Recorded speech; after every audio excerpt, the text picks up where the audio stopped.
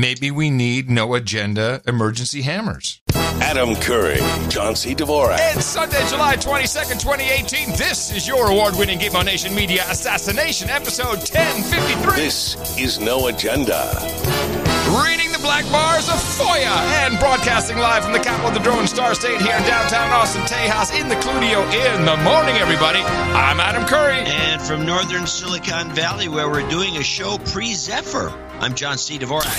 It's Crackpot and Buzzkill in the morning. Yeah, you're right. That's the groovy part about a podcast. We can start whenever we want, early, late. Or whenever we're ready, which is what we do. Whenever we're ready. Whenever we're ready. Man, a lot of grief. Got a lot of grief. I think that you could open every show with that. I got a lot of grief. We hit Belgium head on with the rain sticks. Just got the lower half of the Netherlands, but we discussed this on Twitter. I really have nothing to say. You know my position on this. Yeah, I can hold myself blameless for this mess. Well, it gets worse because we have a very serious request from Norway now. So first of all, it rained everywhere except in the Netherlands where we wanted it to rain. And thanks, Muslim clerics, a lot of good your praying did. That didn't help much. Andromeda. I think it's because, a lot of this has to do with the speakers in the countries and the volume that they play the show at. And I'm just guessing that in Holland, they play the show over earbuds. Yes, it's not loud enough. Well, Andromeda wrote in from Norway, and she and her husband say it's pretty critical. In fact, we are their last chance. Since the beginning of May, there's been an unusual period of beautiful and warm weather in Norway, unseen in decades, maybe ever. Sunshine for days, temperature breaking every possible record. 30 tropical days so far in Norway. All caps. Wow, sounds good. That's what I'm saying. Why would you? What are they complaining about? What's your problem? Well, is it rain? Is it place on fire? No. Yes. Oh, it is? Numerous forest fires. But here's the real problem. Because the warm weather began so early this year in April, they have a full-blown agricultural crisis. Yes. Well, that's nothing we can do about that. Grass from first yield was 30% of a normal year, so they don't think there'll be any second yield. Farmers are sending their cattle to slaughterhouses because they won't have enough feed for the winter, which will lead to a shortage of dairy products next year, possibly the year after that. But a boom in meat. Yeah. There's I guess they imported hay from the U.S., even though GMO products are banned, which, of course, everything that we sell is GMO. Pretty much. Yeah. So, we're out to poison the world. They're specifically asking for rain stick action. I don't want to deny anyone that, but I feel a little gun shy after I admit I was a little careless on the stick. But maybe we should just do one shake for Norway? I think you did. You mean, one flip, period, no more? One flip for Norway. And we're going to do it simultaneously this time. Yeah, yes. You count me in. I mean, I've clearly got to get my my game back on. Okay. On the 3, 2, 1 count. All right. We flip once. All right. 3, 2, 1. All right, Norway. All right, Andromeda, let us know how that went. That was not enough to do too much damage. No, I think if anything that misses Norway will be okay. But again, apologies to Belgium. Wow, so sorry. No, well, then again. Then again. Well, after years of speculation, I tell you, and certainly speculation on this show, we've always wondered who was behind the white helmets, those agents provocateurs, those actors who love saving people, then saving them again for the Instagram for their buddies. We've seen it so many times. They've seen a number of people 2 or 3 times wearing the same exact clothes. Yeah, but also they put the victim back and then they do the whole scene again on Instagram. They're very silly. For years, the White Helmets have saved thousands of lives in Syria, but now even they've had to flee. After a request from the United States and some European countries, Israel evacuated them and their families to Jordan, saying there'd been an immediate threat to their lives. Israel's military stressed its non-intervention policy in Syria. According to Jordan's foreign ministry, they'll spend 3 months in the country and then be settled in Britain, Germany and Canada. The White Helmets have mostly saved lives by rescuing people trapped in rubble after government and Russian airstrikes in rebel-held territory. Jordan's foreign ministry said their lives were in danger after a government offensive regained rebel-held parts of southern Syria. In all, 800 men, women and children were bussed out of the danger zone towards Jordan. In the last few days, several hundred rebels and their families have also been evacuated from Quneitra province as part of a peace deal brokered by the Russian military. The Syrian army, backed by Russian airstrikes, is gaining ground in the province, which borders the Golan Heights. Israel annexed the Golan from Syria in 1981. Well, there you go. So Israel was funding him, after all. I find that weird. Why? Because of all these variant reports we kept getting. Well, remember, the whole strategy behind the White Helmets is, keep telling lies about what's been going on. And therefore, more intervention, more pushback, more bombs. Even Trump bombed a couple times. To me, it seems very clear. Israel was behind it, and they're extracting him. Now that we apparently have some deal that no one's reporting on. I mean, was there any big headline breaking news for you? That was the secret meeting between Putin and Trump. Well, yes, it's reporting obviously. On. So he hooked it up. So he's got Russia working with Israel. They're going to take care of the Syria situation. How that affects Iran is a little unclear, but that must have been part of the deal. Like, all right, keep Iran out of there, and we'll let you guys do whatever you need to do. And now it looks like 2 million Syrian refugees can go home. Well, let's hope that's exactly what happens. Well, of course we hope that's what happens. I wouldn't want any other way. I'm just a little irked that the Israelis were behind the White Helmets. It seems very obvious to me. Huh. Well, again, this is not proof positive by any means. It's of course. Oh, yeah, coincidence. Why? Well, all right, fine, coincidence. Could be. Yeah, it could be. I'm not buying it. It seems like they were the bad actors. On that part, I mean, everyone is a bad actor. But there's been no announcements, no overview, no real explanation of what the deal was. But yeah, of course, that's what they discussed. Let's subpoena the translators. Nut jobs. Seriously, nut jobs. But they're completely out of control. The media has lost it. This guy, Mark Shields, that's on the PBS NewsHour on Fridays with Brooks. Yeah, the right. guy, yeah. Besides, now he's like apoplectic over Trump. Ooh, good word. Would you please explain apoplectic? A wreck. Okay. He's a wreck, yes. And he, do I have these clips here? These were my Shields clips. Yeah, I got it here. I got Shields on Trump Putin. Yeah, I guess Shields on... What is this? I don't know. I have clips here. Did you print off the wrong clip list? I'm going to have to think that. Okay. Why don't I play it and you can hit Control P? Oh, wait. Let me set it up. Okay. Let me set it up. He is not only shaking now when he's talking about Trump. Ooh. He's getting liver spots all over his face. Oh, God. His hair is kind of like doesn't look right, like a bad hair day. He's just a wreck. Oh, he's getting sick from it. This is a bad situation. I've seen this happen. I will relate an anecdote that my daughter's told. She said she's out at some restaurant and there's a guy sitting nearby bitching about Trump and then bitching about the fact that since Trump's been elected, he's developed high blood pressure and has to take a bunch of medication. Oh, God. This is unhealthy behavior, people.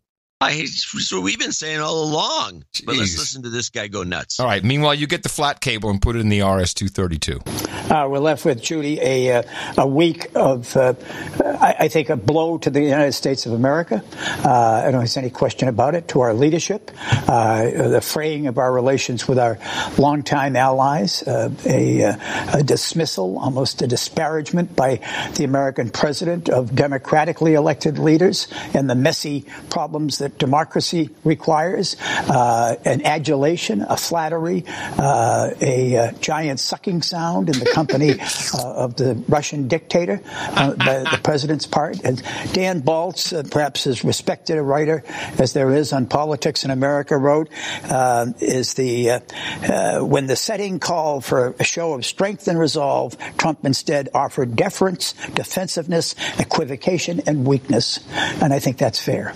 So does Shields not have an original thought of his own? He has to quote other authors? I guess.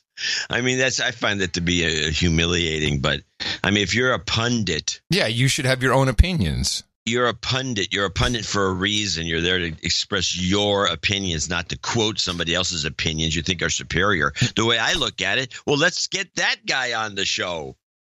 Why do we want you? Why do we want you? And we can almost predict who's going to have a heart attack first. Seriously. We're seeing a lot of heart attacks in the making. From a lot of these guys who are just spitting mad.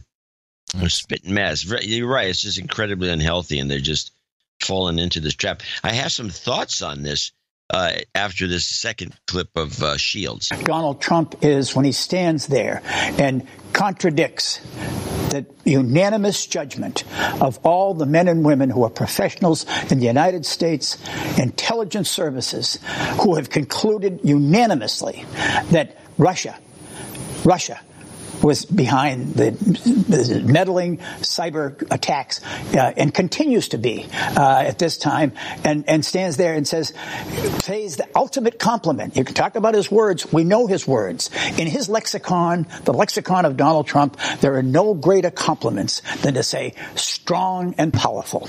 And whom did he call?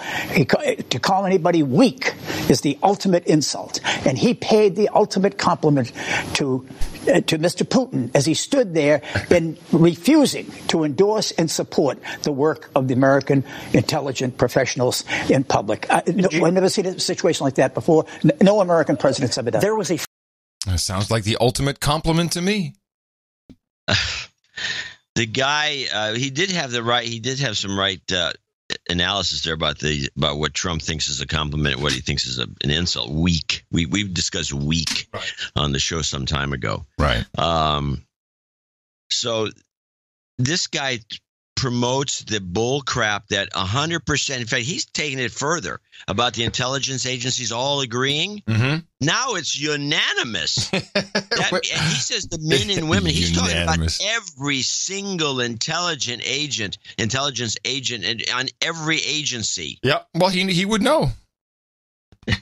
I guess. I just had a great idea for a strategy for the Democrats.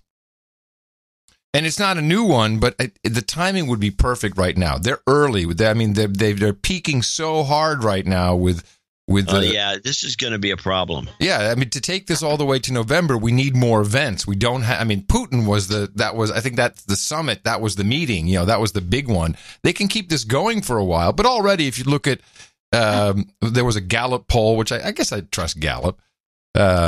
That had, Russian collusion is like 17 or 18 on the list of things people find important in America. Yeah. I didn't expect it to be high, but I didn't know it was that low because people are tuned out. They're just tuned out. It's not working anymore. They hear it over and over again. And where's the evidence and all the rest of it? It's like. No, they're also just tuned out. They're just tuning out. They're done with it. But there is something that could be done. It's an old strategy. We've discussed it before. And remember, the Democratic Party is now completely leaderless, and I would say, true. Just speaking of heart attacks, it would be a good time for Bill to go. Yeah, actually, because then we could have a solid 6 weeks of mourning and video, lots of video about his values, how great he was, how he balanced the budget. Yes, how he got rid of Yugoslavia, all kinds of great things that we could miss on. I mean, he was a fun president, I'll say. He had his good moments. But then, that would kind of ramp up into reestablishing the Democratic Party values, and then Hillary could come back in very smoothly and really start to bring people back together, whether for herself or for somebody else. But it would be probably for herself. I'm just saying it would be an interesting strategy. Not for Bill, of course. He might not think it's so interesting. No, and Bill's not really, I think he's not really upset about anything. I mean, he's not like this Shields guy who's upset. He's apoplectic, as I like to say. Yeah. Bill's not. He just thinks it's great because it's just fine. He doesn't care. Yeah. So he's not really a candidate for an immediate heart attack. But have you seen him? Yeah, he looks like hell. Yeah, the shadow of his former self. It wouldn't surprise anybody if he dropped exactly. Dead. And the Hag team, they'd be ready. Did you see David Rockefeller when he was 99? I mean, the guy went for another decade or so.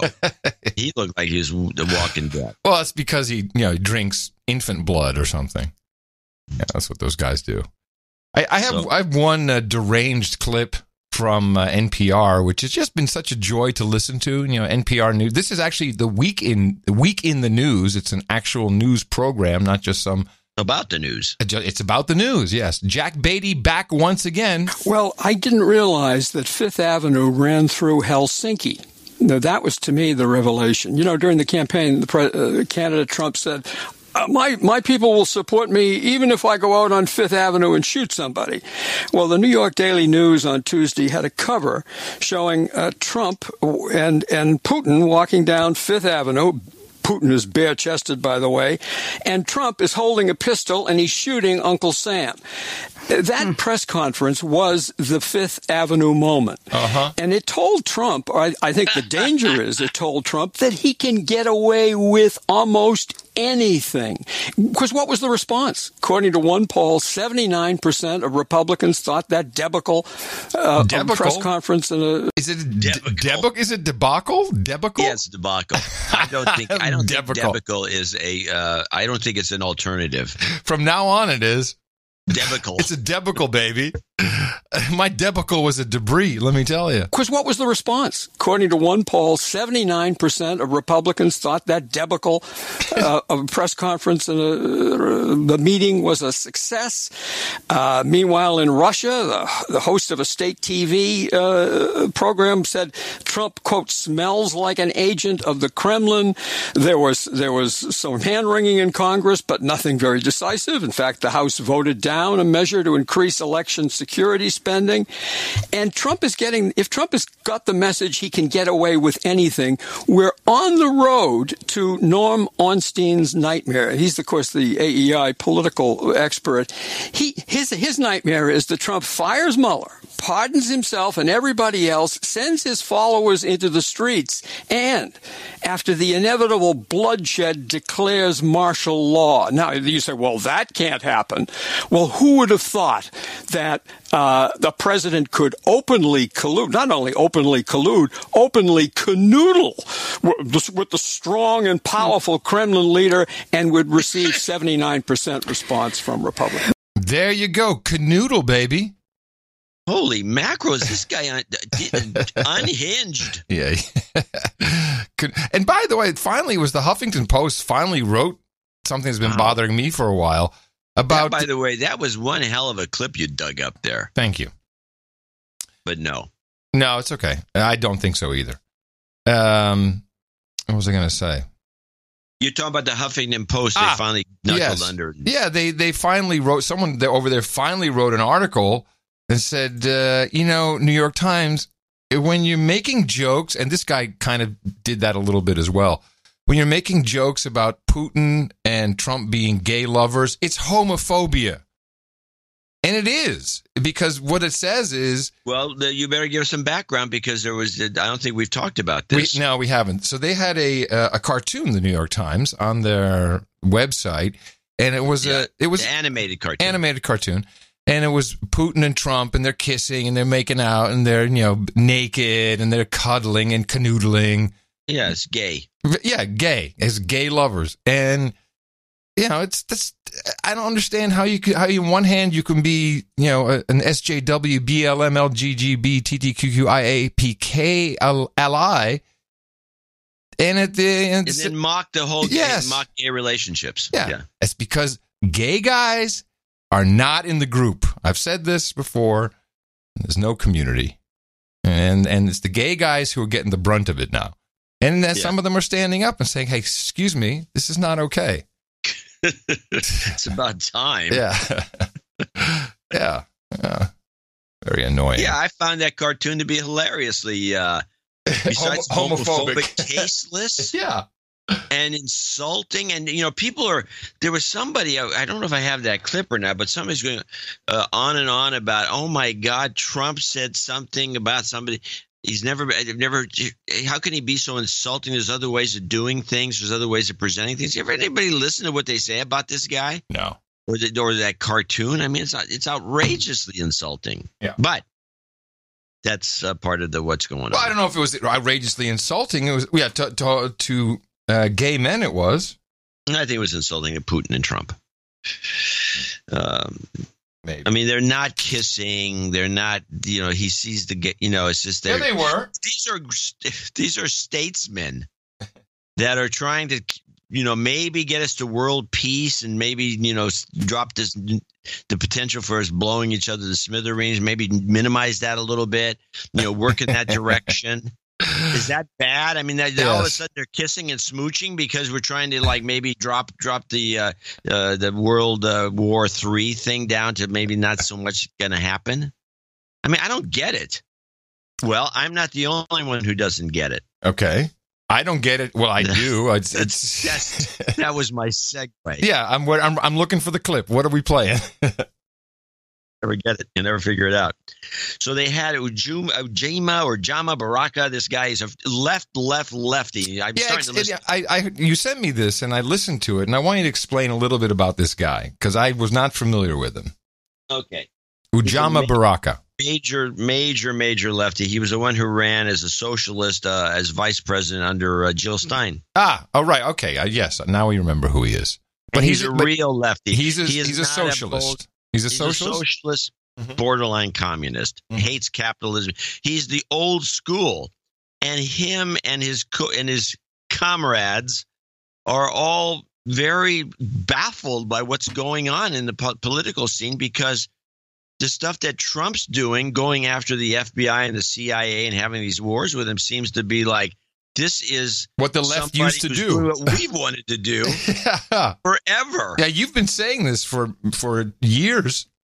That's what the left used to be. They used to be anti-war, anti-government, certainly wary of the government. Anti-intelligence agencies, anti-FBI, anti-war, all these things, and anti-capitalist, which I think is the weak spot. And they want to stop the Vietnam War.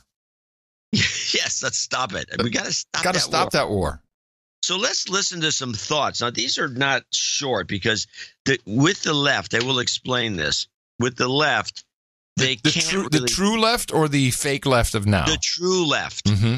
The true left, not the fake left, not the Bernie Sanders, it turns out. The true left. And I realize that this permeates all of the politics at the smallest, littlest levels in the state of California. The true left is long-winded. They can't be concise. They can't just say something. They have to go on and on and on. And this, I'm reminded of when JC was a kid, and we were thinking of taking him to child care in this little area in Albany, but to take your child there, you had to take part. You had to do something. You had to volunteer. I can just see your eyes roll up in your head. You had to do something, and then you had to go to the weekly meeting. What was your participation? Did you do the hokey pokey with the kids? No, it turns out that you could buy your way out with money. In great California tradition. So, but they had to go to these meetings, and I think that was the deal breaker for me. These meetings. Wait. What kind of outfit was this with meetings? It's like the Montessori AA? It was just a typical Bay Area local daycare. Jeez. And these meetings were these long-winded women going on and on to the point where you wanted to shoot yourself. And that's what we're going to have to deal with when we listen to Lefties. But these guys are the real deal, and this is the kind of thinking that's going on in the left, the true left. Wait, one more question. I'll be quiet. Did you play the recorder with the kids? That thing. All right. Here, let's start with clip 1. Please welcome Ajamu Baraka to Flashpoint South Pacifica Radio. How are you, sir? I'm doing well. I thought for a moment you were going to say I was shifting to the right also. Oh no. Well, I'm gonna. Well, just to make that clear to our listeners, let me read something from the Black Alliance for Peace, the last newsletter I just received. The ongoing and deepening crisis of U.S. society has caused anger, fear, and confusion. The precipitous decline of the standard of living for millions of people in the United States helped produce the conditions for the election of Trump. This in turn created the Democrats' irrational anti-Russia position. The problem, of course, is that whether it is taking aggressive militaristic positions with either Russia or North Korea, pushing an already unstable and reckless Trump administration to be more forceful is a dangerous position that could easily pull the United States into another military conflict. But that is precisely what the Democrats and their liberal allies have been demanding, with potentially disastrous consequences for millions. That's a heck of a statement, and I agree with it. So that was the kind of the introduction of this guy, and it starts off with some Democrat hate. And the argument they start to make is that the Democrats have no left-leaning people anymore. They're all old liberals, and they never say neoliberals, but they call them all liberals, and they're kind of leaning to the right. And they've adopted all these what were once Republican positions, and so far as hating Russia and wanting war. Mm-hmm. So let's go on to clip 2 where we get a little more interesting. If you struggle now in a certain kind of way, you would be accused of being an authoritarian or abusive or whatever. Everything has shifted. Everything has shifted. But don't we still have history? I mean, well, that was one of the things that the left in this country prided itself on, which was it was on the right side of history. And would constantly cite chapter and verse history. So, for example, you and I both share knowledge that the history of the FBI in this country, the Federal Bureau of Investigation, is one of a secret police force. Has largely been one of repression, particularly when it comes to the relationship of the FBI to the black community in this country. Or when it comes to the relationship of the FBI assassinating political figures like... Hold on. What is the historical bad relationship between the FBI and the black community in this country? Well, it goes back to the assassination of Martin Luther King. We're sure the FBI did that. They're pretty convinced of it, and they also got some of the records from the old J. Edgar Hoover thing, where they put a tail on anyone who was who had anything to do with King, with civil rights, had a tail put on them. The FBI was following them around and bugging their phones. And all right, good. It goes. I mean, you could. There's books written about it, but this thing here, what he's about to say, is the one that kind of got me. Because he said it on some other show, the guy who's the host, about this assassination of this Puerto Rican guy. I don't know anything about this, but back it up. When it comes to the relationship of the FBI to the black community in this country. Or when it comes to the relationship of the FBI assassinating political figures like Filiberto Ojeda Rios in Puerto Rico, right? We know that. It sounds like from his pronunciation he's got an axe to grind with it, that's for sure. But just because he has, I think this guy's a Latino, maybe. That's what I'm saying. That's what I'm saying. You know, he's got. But who is this guy that was assassinated in Puerto Rico? John, they're on local Berkeley radio. Who cares? It's not as local as no one's listening. Filiberto Ojeda Rios in Puerto Rico, right? We know that. But just because Trump criticizes the FBI and Mueller and says that they're putting one on him doesn't automatically eliminate what we know about the FBI. But suddenly, we've got these fools who are saying, we should not be criticizing the FBI. Look, Kevin, I'm not going to call this person's name. There was someone I saw on Facebook just yesterday, one of the well-known, if not famous, leftists in this country, who was circulating a story from the Daily Cost, one of those liberal rags. The Daily Caller, that's in which they were the central character in that story was John Brennan, who was in fact criticizing Trump and basically saying that what he did was essentially traitorous. And so I'm thinking, why would this individual be highlighting and legitimizing a criminal like John Brennan? This is the kind of confusion that we have at this point. Now, how does he know John Brennan's a criminal? It's just by definition. Okay.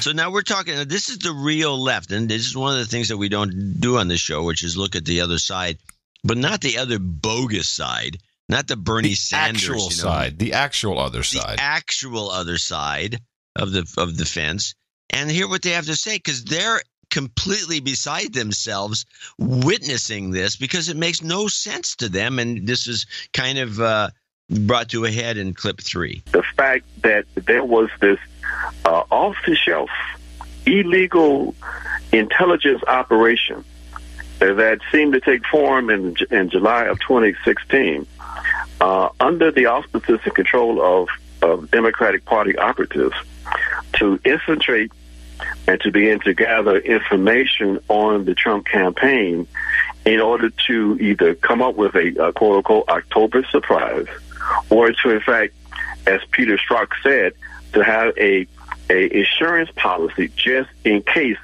of the unlikely possibility of Donald Trump winning.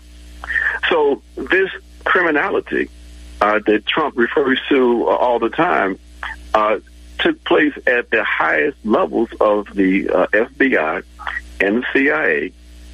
They roped in the DSA and under the leadership of the Director of National Intelligence. And they never dreamed, I think, that the depth of the conspiracy will come out, because, again, they were convinced that Hillary Clinton was going to win. And if she would have won, then this kind of illegal activity that they engaged in infiltrating this opposition campaign would have come out.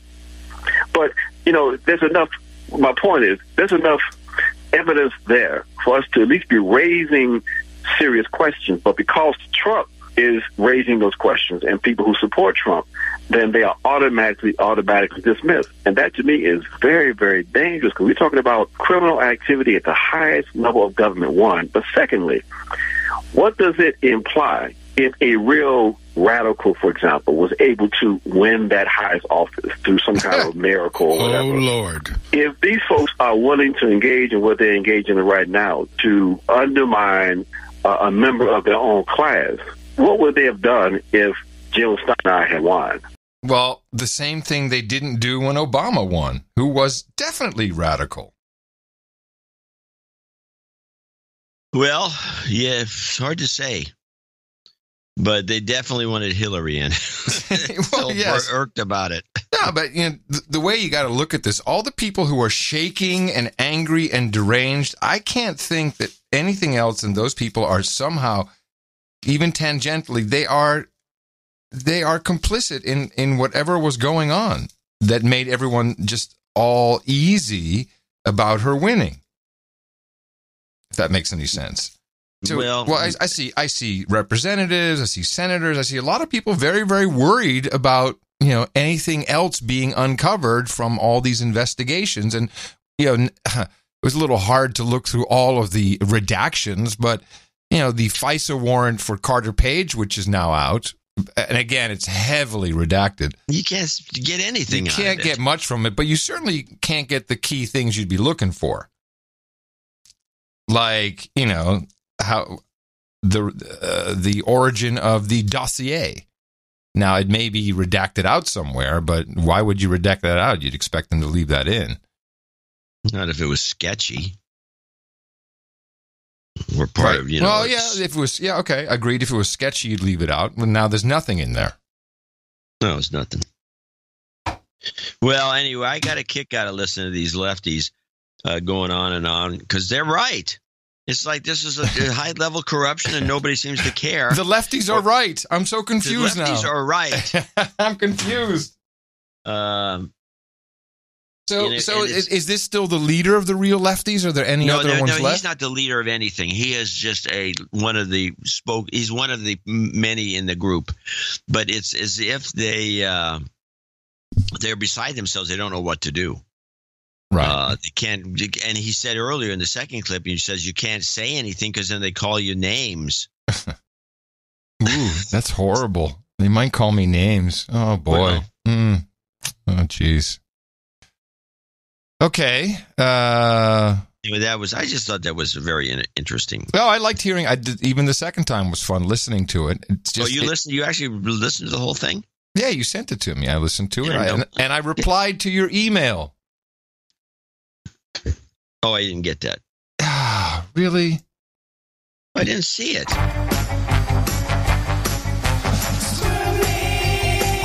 Come on, go find it. Go to your squirrel mail, John. Yeah, find it. I know you can find my email. That's right. The mail program that never disappoints. It's...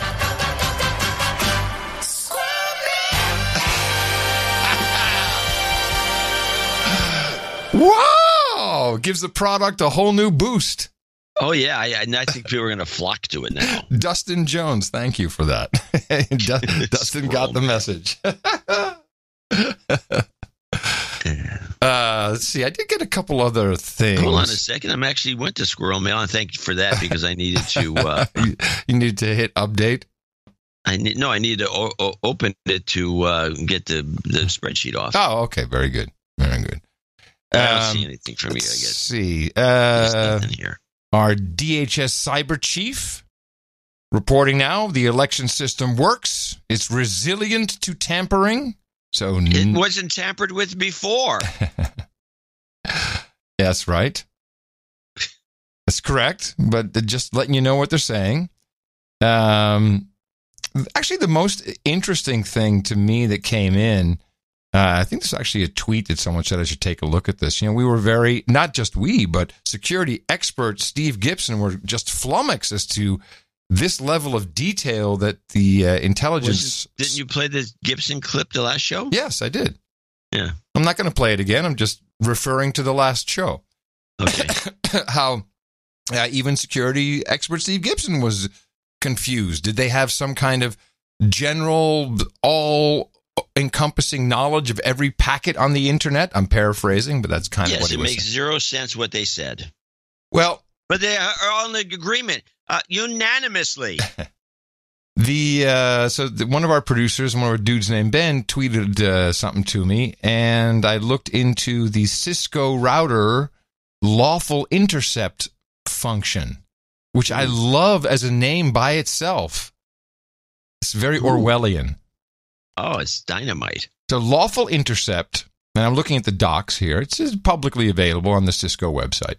Lawful intercept is a process that enables a law enforcement agency to perform electronic surveillance on an individual target as authorized by a judicial or administrative order. So you would need, I presume, a warrant or a form of a warrant. To facilitate the lawful intercept process, certain legislation regulations require service providers and internet service providers to implement their networks to explicitly support authorized electronic surveillance. I didn't know that was a requirement. It doesn't surprise me, but I didn't know it was a requirement. Let me see how this works. So now the way this is legal is because it supports the Communications Assistance for Law Enforcement Act, the CALEA, which describes how service providers in the United States must support lawful intercept.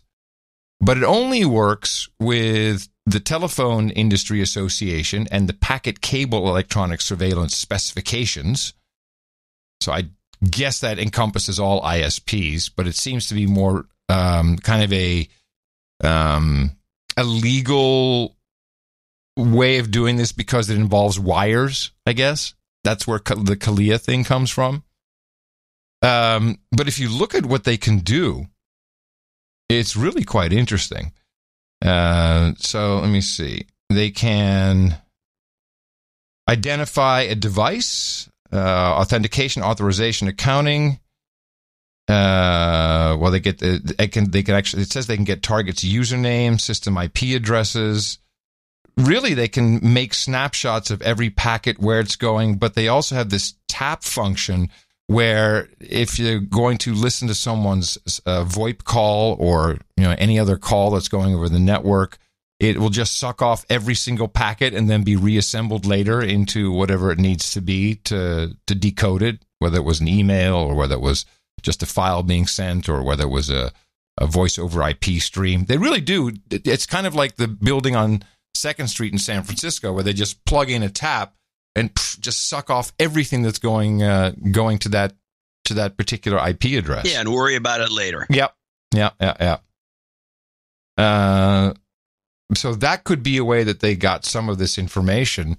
I presume that would mean that they had to have the lawful intercept function enabled on a router near the GRU in Russia. I guess. Maybe not. But maybe this is all bull crap. Oh, very possible. But I wouldn't mind actually knowing. I wouldn't mind understanding it. And I'm, as always, disappointed in the technology press.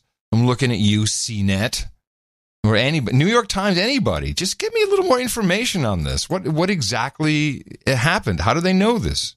Ask the question at least. Nobody even bothers to ask the question.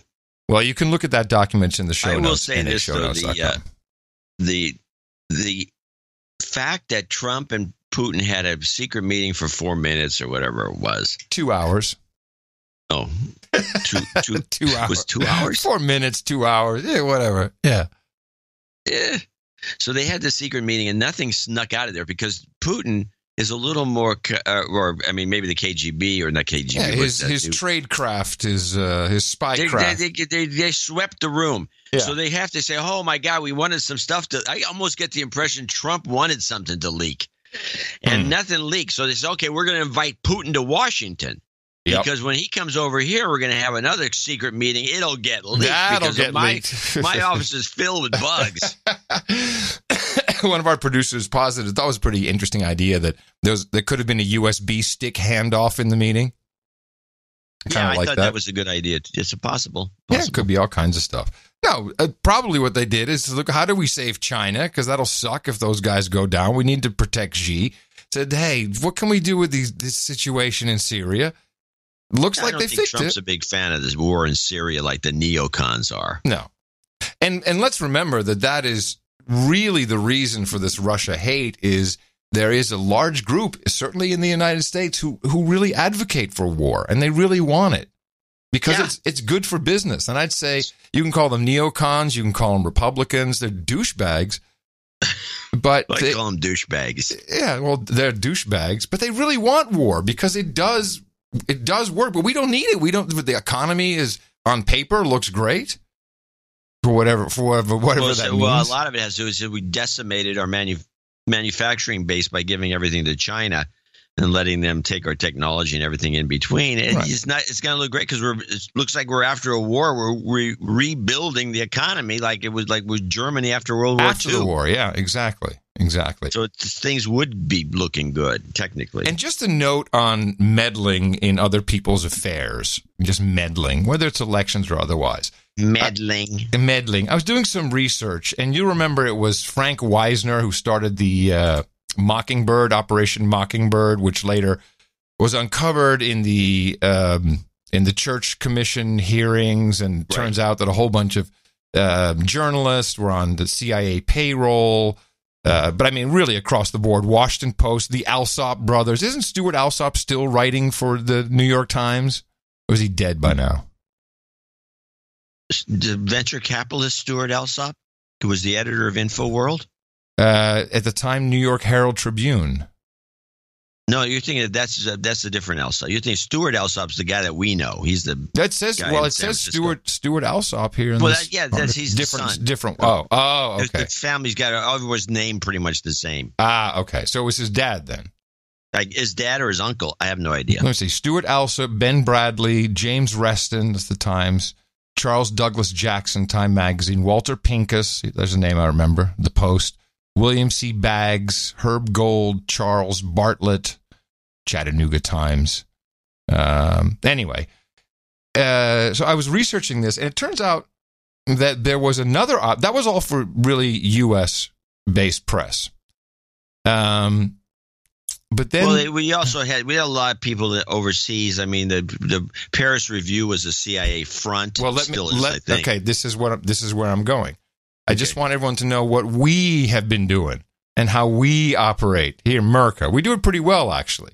And it started with something which was completely CIA funded. You may remember this. I'm too young for it. The Congress, what was it? The Congress for Cultural Freedom, the CCF. Does this ring a bell at all? No. Well, it later was exposed by some French magazine, Rampart magazine, actually, who I think at the time were based in Paris. But this thing was an operation where they just had hundreds of millions of dollars, and they were giving it to agents and contractors worldwide, but mainly in Europe, to influence, the post-Second World War, Cold War Europe to accept the, quote, American way.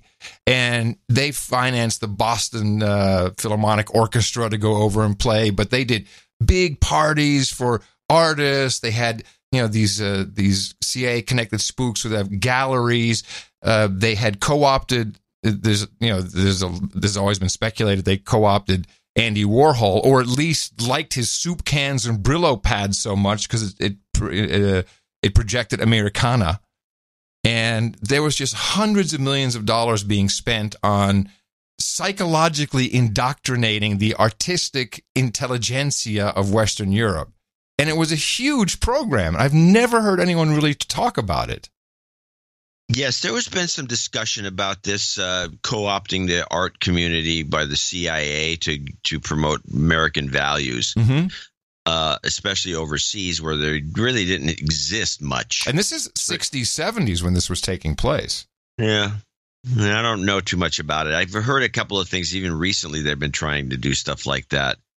Well, we still have Voice of America proudly beaming out on I'm long wave in the arts. Oh, in yeah. The arts. Well, music. I think a lot of music has potential for influence. Just getting it played. I'm still waiting for my CIA check. Yeah, where is it? I taught Holland how to say Madonna. Come on, guys, give me a check. Yeah, well, But it's really fascinating. You already did that. Just water under the bridge. You don't. It's like you don't pay the guy afterwards. No. But I did put a couple of links in the show notes, nashownotes.com, and learn about the Congress for Cultural Freedom. It was truly a fantastic operation. And, we just go straight for the entertainment. And through that, I learned that both 1984 and Animal Farm the endings were edited by the CIA, different from the book. That's where that whole Hollywood office started. So if you read Animal Farm and you look at the U.S. production of Animal Farm, at the end in the animated movie, it's just the pigs who are left over. In the book, of course, it's the pigs and the farmers, and there's open to interpretation as to what happens. It's a little different than the CIA edited version, and that's now all admitted that they sat there and said, "No, we can't have that." I don't really like the idea of the CIA making those sorts of artistic determinations. They're not really a bunch of artists. No. By their nature. They're not. They don't have artist sensibilities. Mm-hmm. So, but what are you going to do? No.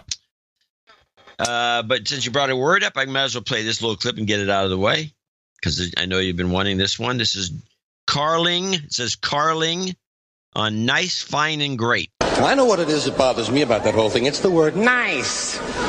It's just a weak word. Doesn't have a lot of character, you know. Nice. Isn't he nice? Oh, he is so nice. And she's nice, too. Isn't that nice? How nice they are. I don't care for that, you know. It's like fine. There's another word. How are you? Fine. Bullshit. Nobody's fine. Hair is fine. How's your hair? Fine. That makes a lot more sense to me. Some guys are great. You ever meet those guys? Great. Isn't this great? God damn, this is great. Look, they're going to kill that guy. Isn't that great?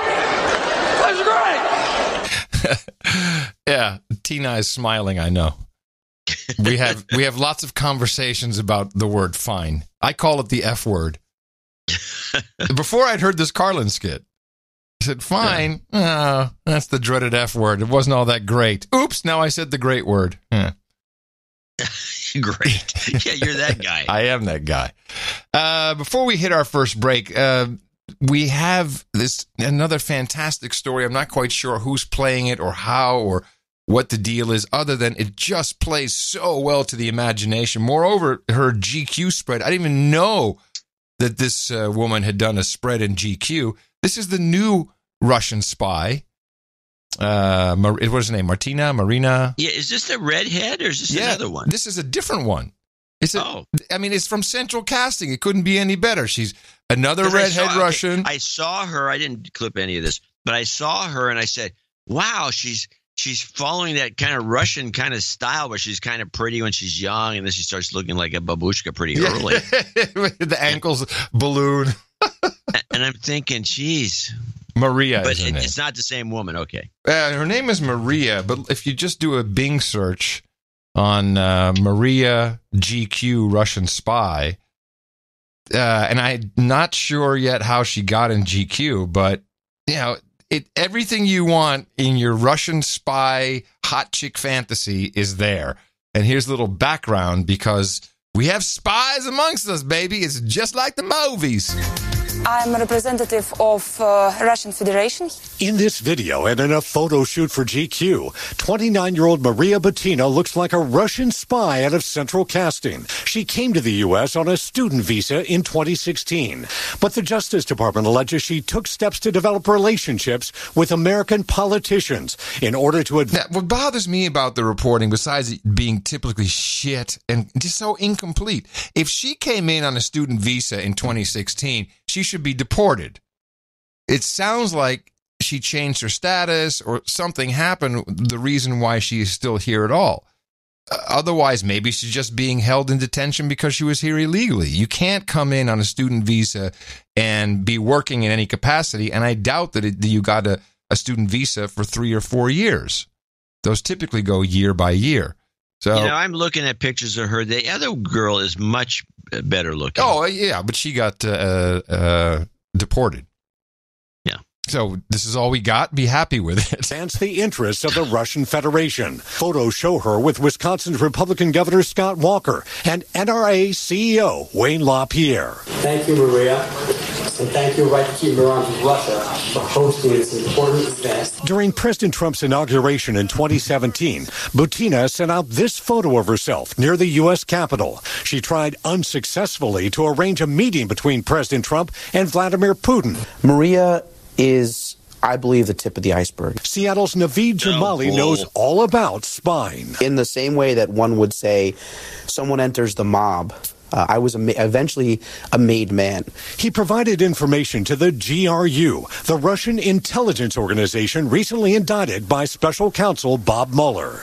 The Russians believed I was a legitimate asset, that I was trustworthy of being given directives to collect intelligence for them, and I was now within their network. Jamali was actually a double agent working for the FBI counterintelligence division. Were you being paid by the Russians for this information?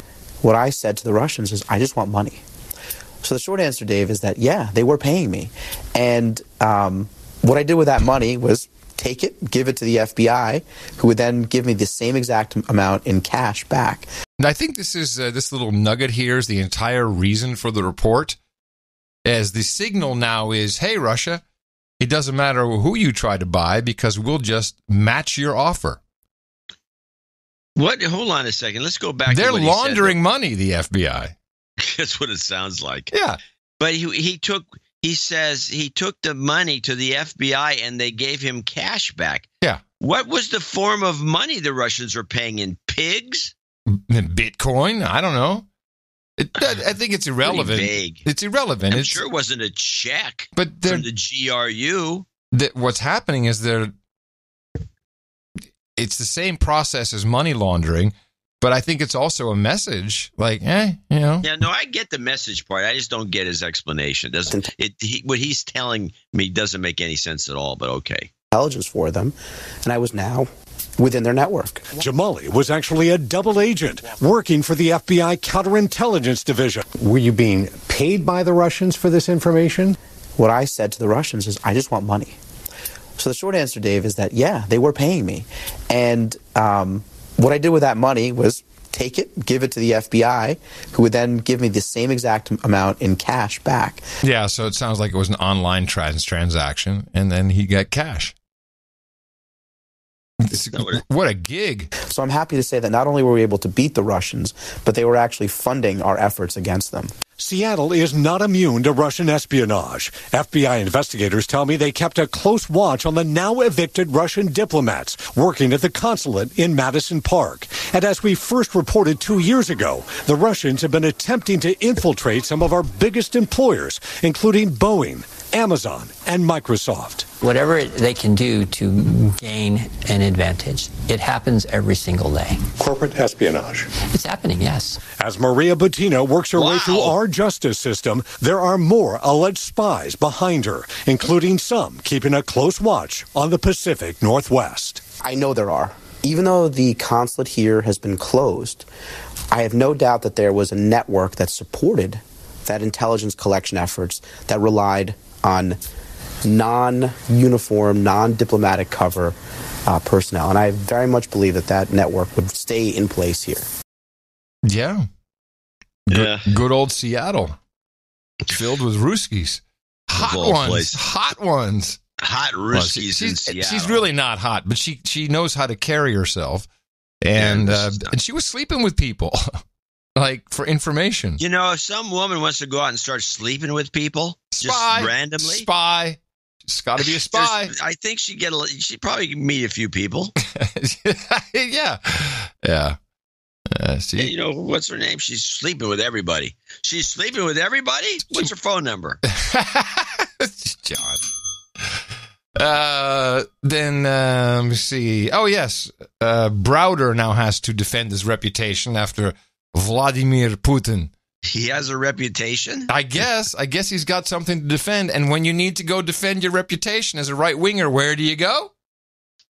To the money, honey. You go to Maria Bartiromo. Or in this case, Maria, would you blow me? Tell us about that, because just to briefly go through your story, at one point, you were one of the leading investors in Russia. You owned a lot of Russian companies, Russian stocks in your Hermitage Capital Fund. You were living between Moscow and London. You were traveling back and forth all the time. When you became aware of corruption going on, oligarchs stealing money from Russian... What? There's corruption going on? What am I doing here in Russia right after the Soviet Union collapsed? I don't understand. Companies, you wanted... Go ahead. It's so stupid. I mean, you don't even go to Russia for the first time without being told, just reams of information about the corruption in Russia. Where not to go. Before the fall of communism, and it got worse after. Yeah. So he's all of a sudden... out of the blue, he's what? He was a legitimate businessman doing legitimate business in Russia. No way. This is a bullcrap story. Well, it's Maria Bartiromo. Aware of corruption going on, oligarchs stealing money from Russian companies. You wanted it stopped. You started to become more of an active investor, calling out this. And then what happened, Bill? Oh, yeah. Well, so after exposing corruption in these big companies like Gazprom, Putin expelled me from the country, declared me as a threat to national security. The police then raided my offices in Moscow, seized all my documents. I had a young lawyer named Sergei Magnitsky start to investigate, and he figured out that they seized those documents to steal $230 million of taxes that we paid to the Russian government. He exposed it. He was then arrested by some of the people he exposed, put in pretrial detention, tortured for 358 days, and then killed at the age of 37 in a Russian prison on November 16th, 2009. Wow. And since then, I put aside everything else I'm doing on a mission to get justice for Sergei Magnitsky, which has... get justice for Sergei. And this guy, he needs to just stop bleating. Because anybody who renounces their citizenship doesn't deserve any protection. Wouldn't you say? Yes, he renounces American citizenship, which is suspect, except for one reason, which some people will do. Taxes. Yeah. Although some people have done it for political reasons. Few. Very, very few. But I know one. And but it happens. But this guy just seems smarmy. I have one more clip here. This is not, this is a very serious matter. Now, the charges that he levels against you, which were all debunked, we should say, but he says you avoided taxes in Russia and in the U.S. and that you gave hundreds of millions of dollars to Hillary Clinton. Your reaction? Your reaction. Well, what kind of question is that? Your reaction. That's the Larry King method. Well, no, Larry King, I've studied Larry King. Larry King has never said that. He says stuff like, your response. Yeah, he does. Well, to maybe a caller. Okay. Well, I don't like it. Hillary Clinton, your reaction. I don't like it either. Well, he's been throwing out charges against me like candy. These particular charges have been analyzed by the U.S. Department of Justice, by the British government, by Interpol, by the German government, and have all been rejected outright. It's just complete nonsense. In terms of the Hillary Clinton campaign contributions, I've given zero contributions to Hillary Clinton in any campaign. I do not make U.S. campaign contributions. And in fact, this $400 million number that he threw out, they then walked back to 400,000 the next day, and the real number is zero. It's an interesting... Okay, well, there you go. Was it walked back to 400,000? I don't remember that. That's what he's saying. I think I would have noticed. That's what he's saying. It was walked back. Well, how come it never showed up in any of the news reports? You'd think it would have with everybody against Trump and Putin. You'd think. That sounds like he's just buffaloing her. Yeah. Maybe somebody in the chat room can do some research for us. Okay. Troll room. Yes. Troll room, sorry. Last thing I got on the meeting, Putin-Trump, is oil prices. Just a little more like a backgrounder / overview. Nothing crazy about it, but just the prices and who needs what. This is the chairman of Pioneer National Resources. We're almost at $4 gasoline in some states. When Brent is $80, you're almost at $4 gasoline. That'll have a major impact on the American consumer.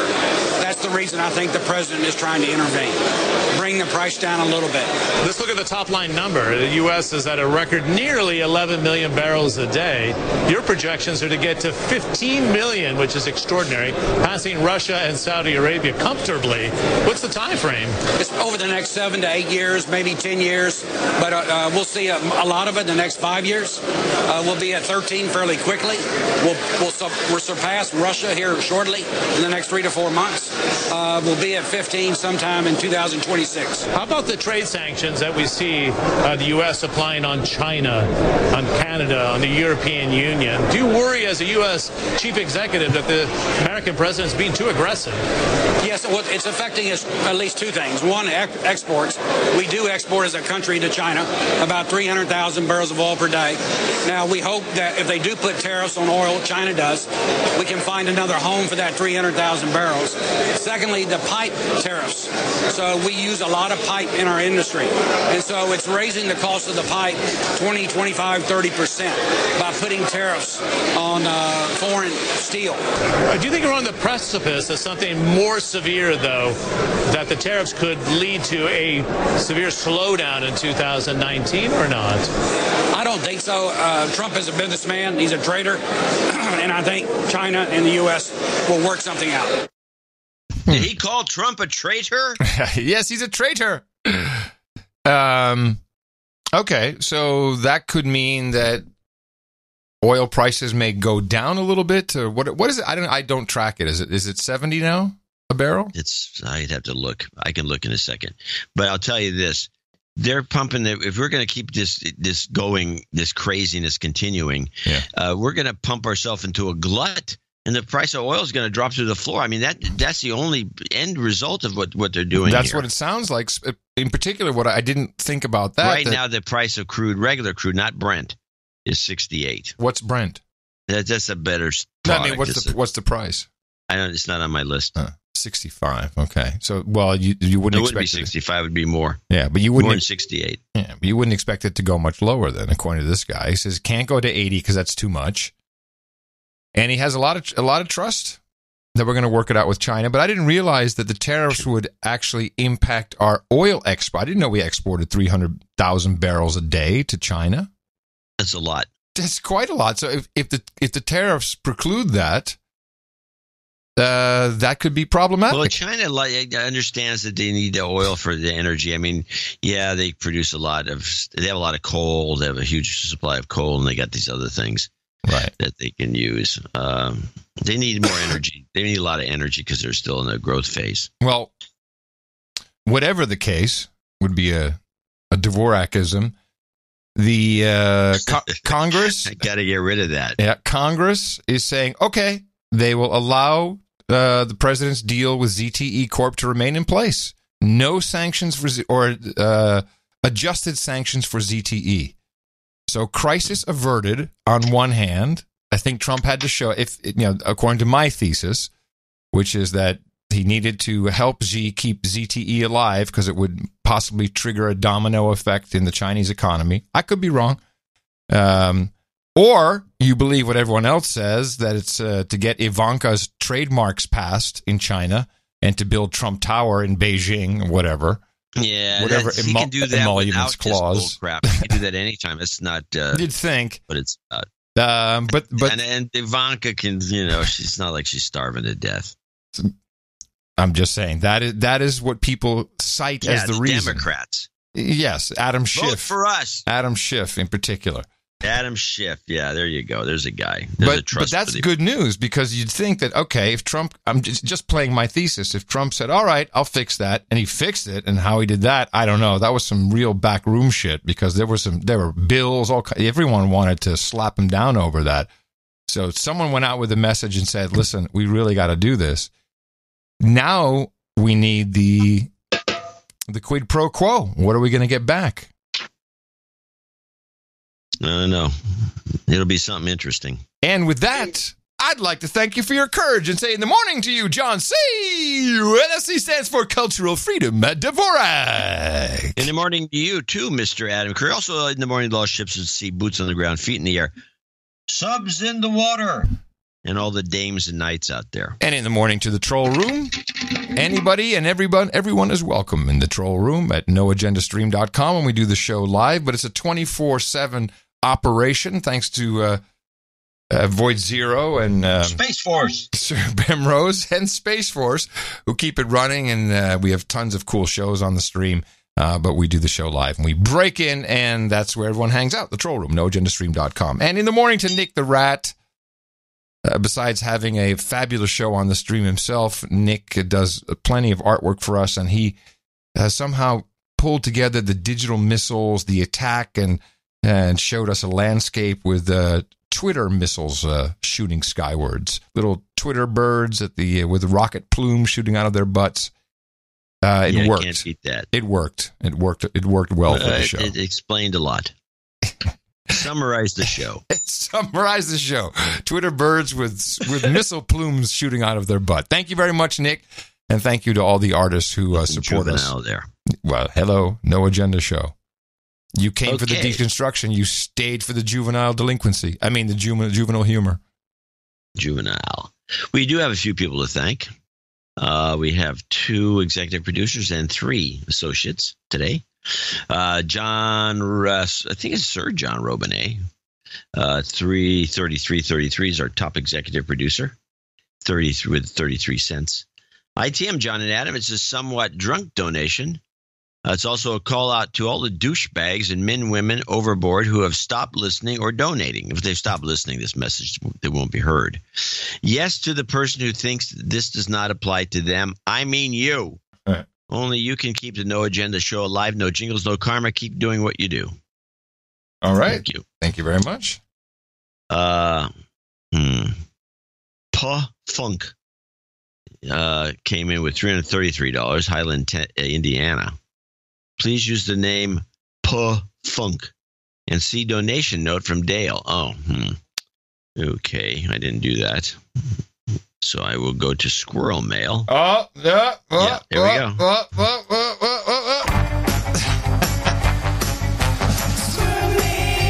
He's getting the donation note. Going over to the Squirrel Mail. Looking up the name by email. He is the Squirrel Mail. Have you found her yet, John? Curiously, no. Did you look at, Jingle seems to work out. I'm not even gonna look. Anyway, he's got some jingle requests. I'll see if I can find it for the next segment. But there's for Puff Funk. For Puff Funk, did he send something? Is that why you're asking? He says a C donation note from Dale. His number is email, and I looked it up. I looked up just Dale because it should be everyone named Dale should show up, but it didn't. Request jingles. Let's just do these, and we'll deal with him later. Fact check false. He shot himself. Any collusion? Society defining. What does that mean? Well, here's what I know. I've never heard of he shot himself, and I've never heard of society defining. I have no idea what these are. I think he shot himself was no, her head is missing. No, her head is gone? No. Anyway, he wants to be Sir Funk of the Trolls. And he would like some early times and BF4. We'll take care of it. Fact check false. Any collusion? Wait a minute. I'm so behind here. I should try that again. Hold on. I'm just trying to make something work for him. All right, we'll try this. And why Fact is it? Check false. This is a horrible. Any collusion? This is just a mess. This is a train wreck. You've got karma. Not how it's supposed to go. All right, let me get back into the groove. And I got to put early times and BF4 on the list. Okay. I found his note, so we can read his note before we continue. Producer and huge fan here. No Agenda's YouTube video was the boot in the ass to get my friends and fellow producers, fellow producers, as I've hit them in the mouth into podcasting. We have a lowly podcast called the Netflix Explorers, where we just ramble on about Netflix movies and steal random NA tropes for ourselves in order to justify getting together once a week. So they have a podcast that's a meetup. It's basically a no agenda meetup where they discuss what they saw on Netflix. Yeah. Okay. Yeah. All right. Sounds like typical no agenda. Yeah, sounds like no agenda meetup. Yeah. Yeah. Our third year in the show comes up in January. I wonder if they're all splitting the same account. Our third year in this show comes up in January. Instead of copying a similar no agenda, bombastic, exciting intro for each show, and to end asking for a taxi, as of a few weeks ago, we wanted to do something that John mentioned in the No Agenda show a few weeks back, a radio style plug. Would it be out of line to ask either of you fine gentlemen to record a "Hi, this is Adam, John, and you are listening to the Netflix Explorers, podcasting wherever you prefer." Podcast. Oh, no, okay. No, it goes like this. I'll just do it now. You can take it from here. All right, here we go. Hi, this is John, and you're listening to the Netflix Explorers podcast. No, wait. I think when you do, hi, this is John, do, hi, this is Adam, and then you finish it out. Hi, this is John. And it's Adam. And you're listening to the Netflix Explorers podcast. Great. He wants a bunch of other things, too. We're not going to do it. You see, it's a scam. You can get that off of any of one of our podcasts. Anyway, you can use that. Am I being a dick for asking? Let me know either way. I don't need it on the show. It's not that I'm not that vain. Well, and I would like to have a clip from my most respected on-air personalities. Huge admirer, podcaster, and troll, Dale. All right, Dale. Thank you very much. And we'll see you at the round table. Indeed. Onward to our list. This is slower than last week. The last show. Sir Fish, $250 to be associate executive producer for show 1053. Holy crap! That newsletter was he says that fucking newsletter was fucking awesome. He says assume here, but it's awesome is what he meant. You hit it out of the park. I had to donate. You may want to edit. You may want to edit the F-bombs. I think so. Thanks. You should put that at the beginning. Sir Carey's, the newsletter had an essay in it because as we know, I eventually, every so often I produce an essay. Was this the Liberal World Order essay? Yeah. Yeah, it was good. Yeah, it was okay. It made a point. And you brought it up. Yeah. It made a point that this show is actually being attacked. Oh, well, we're most definitely being attacked. We're being attacked on Twitter. We're being atwacked. We're being atwacked is what we are. Atwacked. Yeah, by ducks. By ducks, we're being atwacked. It's, they're going to figure out something eventually, but, they try to go after our advertisers, which we don't have. We seem pretty bulletproof, but it certainly slows down the day. If your Twitter feed, because, that's one thing that Twitter is not good at. I'd like to just mute a whole conversation. Can you do that? No, you just keep muting the individuals. No, because, they or put blocking them is better because it irks them. Right, but they'll put 17 people on, and then, you're looking at your feed, and you're getting anything out of order, and it's just all hate and horrible things. Like, what? And I did what you told me to do the other day. I blocked the guy, reported him for harassing. And Twitter sent me back a note and said, no, we checked it, but it's not really harassing. But then you do it again. It's the same guy that and I wrote the same note. It's like he's 0 followers. I said 0 followers. He's following no one. It's just harassing. You block him, and then he starts a new account. And they sent me a note back and said, no, I don't think so. Well, you at least get notes back. I don't. Well, I see him getting bumped. He's getting bumped. He gets kicked off, and then he comes on with a new account, just like you said. He's got no followers, and he starts. I mean, the thing is, he got no followers. That means nobody, unless somebody stupidly retweets him. Right. Nobody will ever see his message, and you can just block him again. Yeah. But a lot of people just go to Twitter, go to at Adam Curry, and just look and see what everything's on my timeline, and those guys do show up. People do that,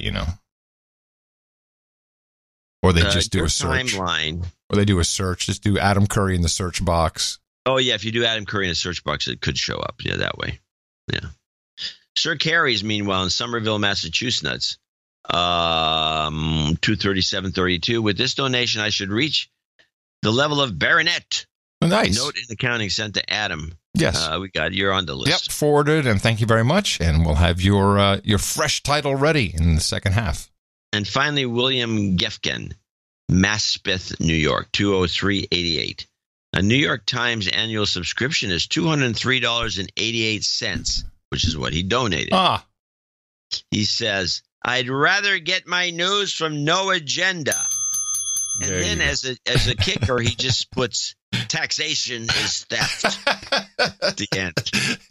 I'm not sure what it says about the show, but I like taxation it. Is taxation is theft. Yes, totally agree. Well, William, thank you very much. That's a great idea. Just see, what could you live without? And it turns out you can live without a lot. $203 is too much money. Now, I would say it's not too much money if there was no advertising in there. Right. But the New York Times makes most of their money with ads in the newspaper. Is that really the breakdown? It's more from ads than from subscriptions? Yeah, it's always been that way in the newspaper business. That's why newspapers used to cost a nickel. Right, but is it these days? Is that ratio still roughly the same? No, because the classified thing, we've talked about this before. Yeah, that went away. They shot themselves in the foot a number of issues. But I think with the Times, $203.88 for a year, because you can't really read. I mean, I had a couple of subscriptions, as you remember, John reading from the New York Times. Oh, we had a jingle. Remember the jingle? Oh, I bet we still have it somewhere. Probably.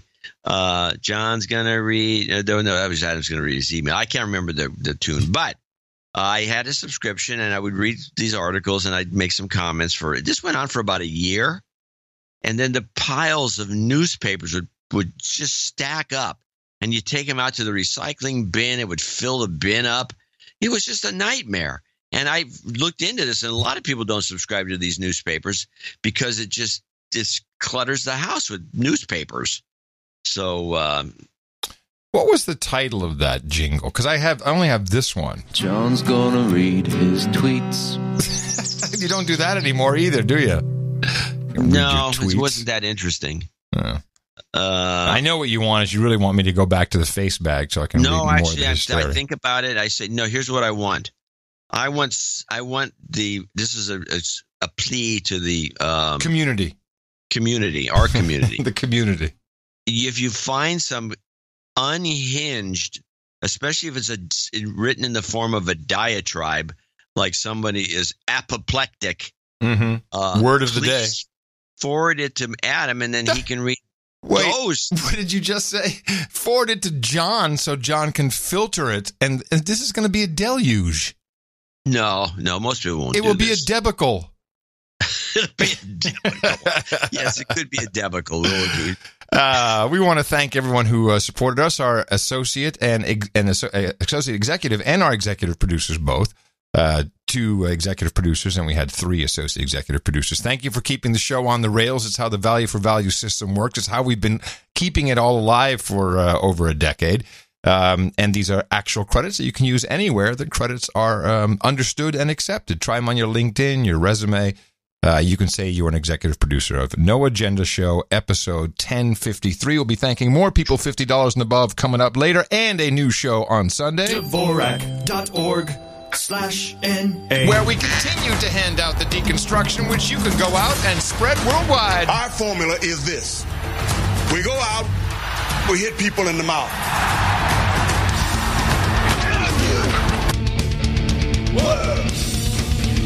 Order. Shut up, slave. Squirrel. Shut up, slave. I have one thing I just want to get out of the way. Okay. And this is the Whoopi Goldberg event. I'm glad, and somehow I knew you would clip it, and I thought to myself, everybody's seen this. I was like, I didn't want to bring it up, but I'm sure you have a reason to bring it up. Yeah. Because there's been a bunch of rumors that she's not going to show up on Monday. She's going to voluntarily quit the show. And I'm thinking, what, over this? I mean, I have the clip. Let's play the clip. A lot of it you can't hear because they're talking over each other. I guess Whoopi cusses her out and tells her to get off the show. Well, Judge Janine's promoting her book. Yeah. And then, because I have seen the segment, and I think at a certain point she talks to one of the other women about Trump derangement syndrome and beckons towards Whoopi, and Whoopi said, "Did you just point at me?" Yeah. And she went, yes. Here's the end of that little back and forth, just so we have a little context. Seen anything like this. I've never seen anybody whip up such hate. I've never seen anybody be so dismissive. And clearly you don't watch the show, so you don't know that I don't suffer from that. What I suffer from is the inability to figure out how to fix this. That's my issue. But one of the things that you talk about a lot, and I'm curious about it, is the deep state.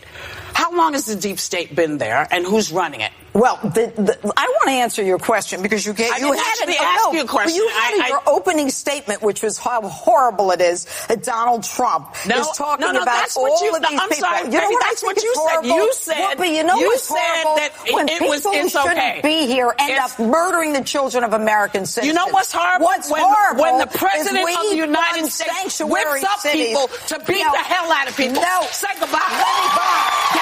Thank you to Judge Janine Pirro. Her book, Liars, Cheaters, and Liberals, is out now. We will be right back.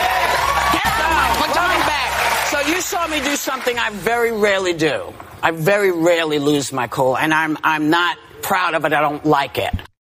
Well, she went on to say she didn't like being called hysterical, which I don't believe Judge Jeanine said. No, she never did, and Whoopi never apologized. So now the rumor is that she's going to be gone. Really? And I was thinking... Well, no, hold on. The rest of the rumor is that after that segment, Whoopi and Judge Jeanine were backstage, and she was yelling, "Get the F out, get the F out of the building." According to Judge Jeanine, Whoopi was so mad she was spitting on her. Yeah, I don't know about that. I think it's bullcrap. Hey, you know what? We need more women running the world because it'll be great fun. Yeah, Adam@curry.com. Now, back to the situation. I just didn't see that what aired is what was important, not what went on backstage or anything else. I did not see why, if she gets kicked off the show, there has to be some reason other than this incident, because she's nuts anyway. Well, Whoopi so can't. I started looking at the Whoopi can't get kicked off of the show. Sure, she could. No, man, she's too important for the show. That's just when it comes to this level of mercantile kind of cross promotion. Okay. Judge Jeanine's publisher is the Center Street Press. The Center Street Press is owned by Hachette, who is slowly becoming one of the biggest publishers in the world by buying up everybody, including Wenner's operation, Jan Wenner's operation, and Disney's Hyperion, which they just picked up recently. And when these deals go down, they're big deals. And there's a lot of, wink, wink, nudge, nudge. We're going to let you do some promotion. We'll promote you. You promote us. You rub our back. We rub your back. And Disney's really good. Yes, she was there for the book. Big mistake, Whoopi. And they don't go for this. Like, this is interfering with commerce. Yeah. Yeah, Whoopi can have her stupid opinions about whatever she thinks, that is going on. But this is interfering with commerce. Judge Jeanine went back to her publisher who booked her there, chewed out somebody who chewed out somebody at Hachette, who chewed out somebody at Disney. Yep. We'll see what happens. Yeah, I think that is a very good point. So how long has this been a property of the same company? Hyperion, which was a development of Disney, they started the negotiations to buy the company in 2005, I think. And so they've been in bed with each other because Disney needs a publishing company. Right. And they don't, because they do a lot of business with publishing companies, the Marvel and DC Comics.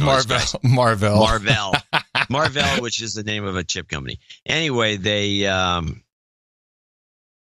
don't, this is like part of the business. You do these kinds of things. You don't let your hosts think that they're so important, which is what Whoopi does, thinks she's so important that she can get away with this. You really have to slap these people down once in a while. Yeah, when you get to the commerce level, yes. Because I'm sure Judge Jeanine's book is going to be a seller. Oh, yeah. And let's just say Judge Jeanine, she's 67. She's pretty spry. She's very spry. She's quick-witted. She's very presentable. Yes. Do I need to turn on executive mode? She's very That's when we talk about older women, we say they're very presentable. No, she looks like she's in her 40s. Wow. Well, you're getting lucky next time she sees you. Holy moly. A baby gets... Oops. Didn't mean to do that. Sorry. Wrong one. Anyway, so that's what I think might be going on if anything happens. Even though it'll be handled, Whoopi's going to voluntarily quit. If this is what the rumor is, she's going to voluntarily quit, which means she didn't voluntarily quit. Right. We know about that. Right. So and where's this rumor? Non-disclosure sign where she can't disparage the company. Where's this rumor showing up? Where have you heard about this? Non-disparagement agreement, it's called. You know what those are. But where's the rumor showed up that she may not be returning on Monday? It's just kind of here and there. Just out there. Yeah, I don't have an exact spot where it landed. Thank you, Rich Koning. John's gonna hum the Sunday Times. It wasn't just a jingle, man. That's one of the first professional ones we got from Kevin Reeves. Yeah. And you I can actually sing. And you don't even get the Sunday Times anymore.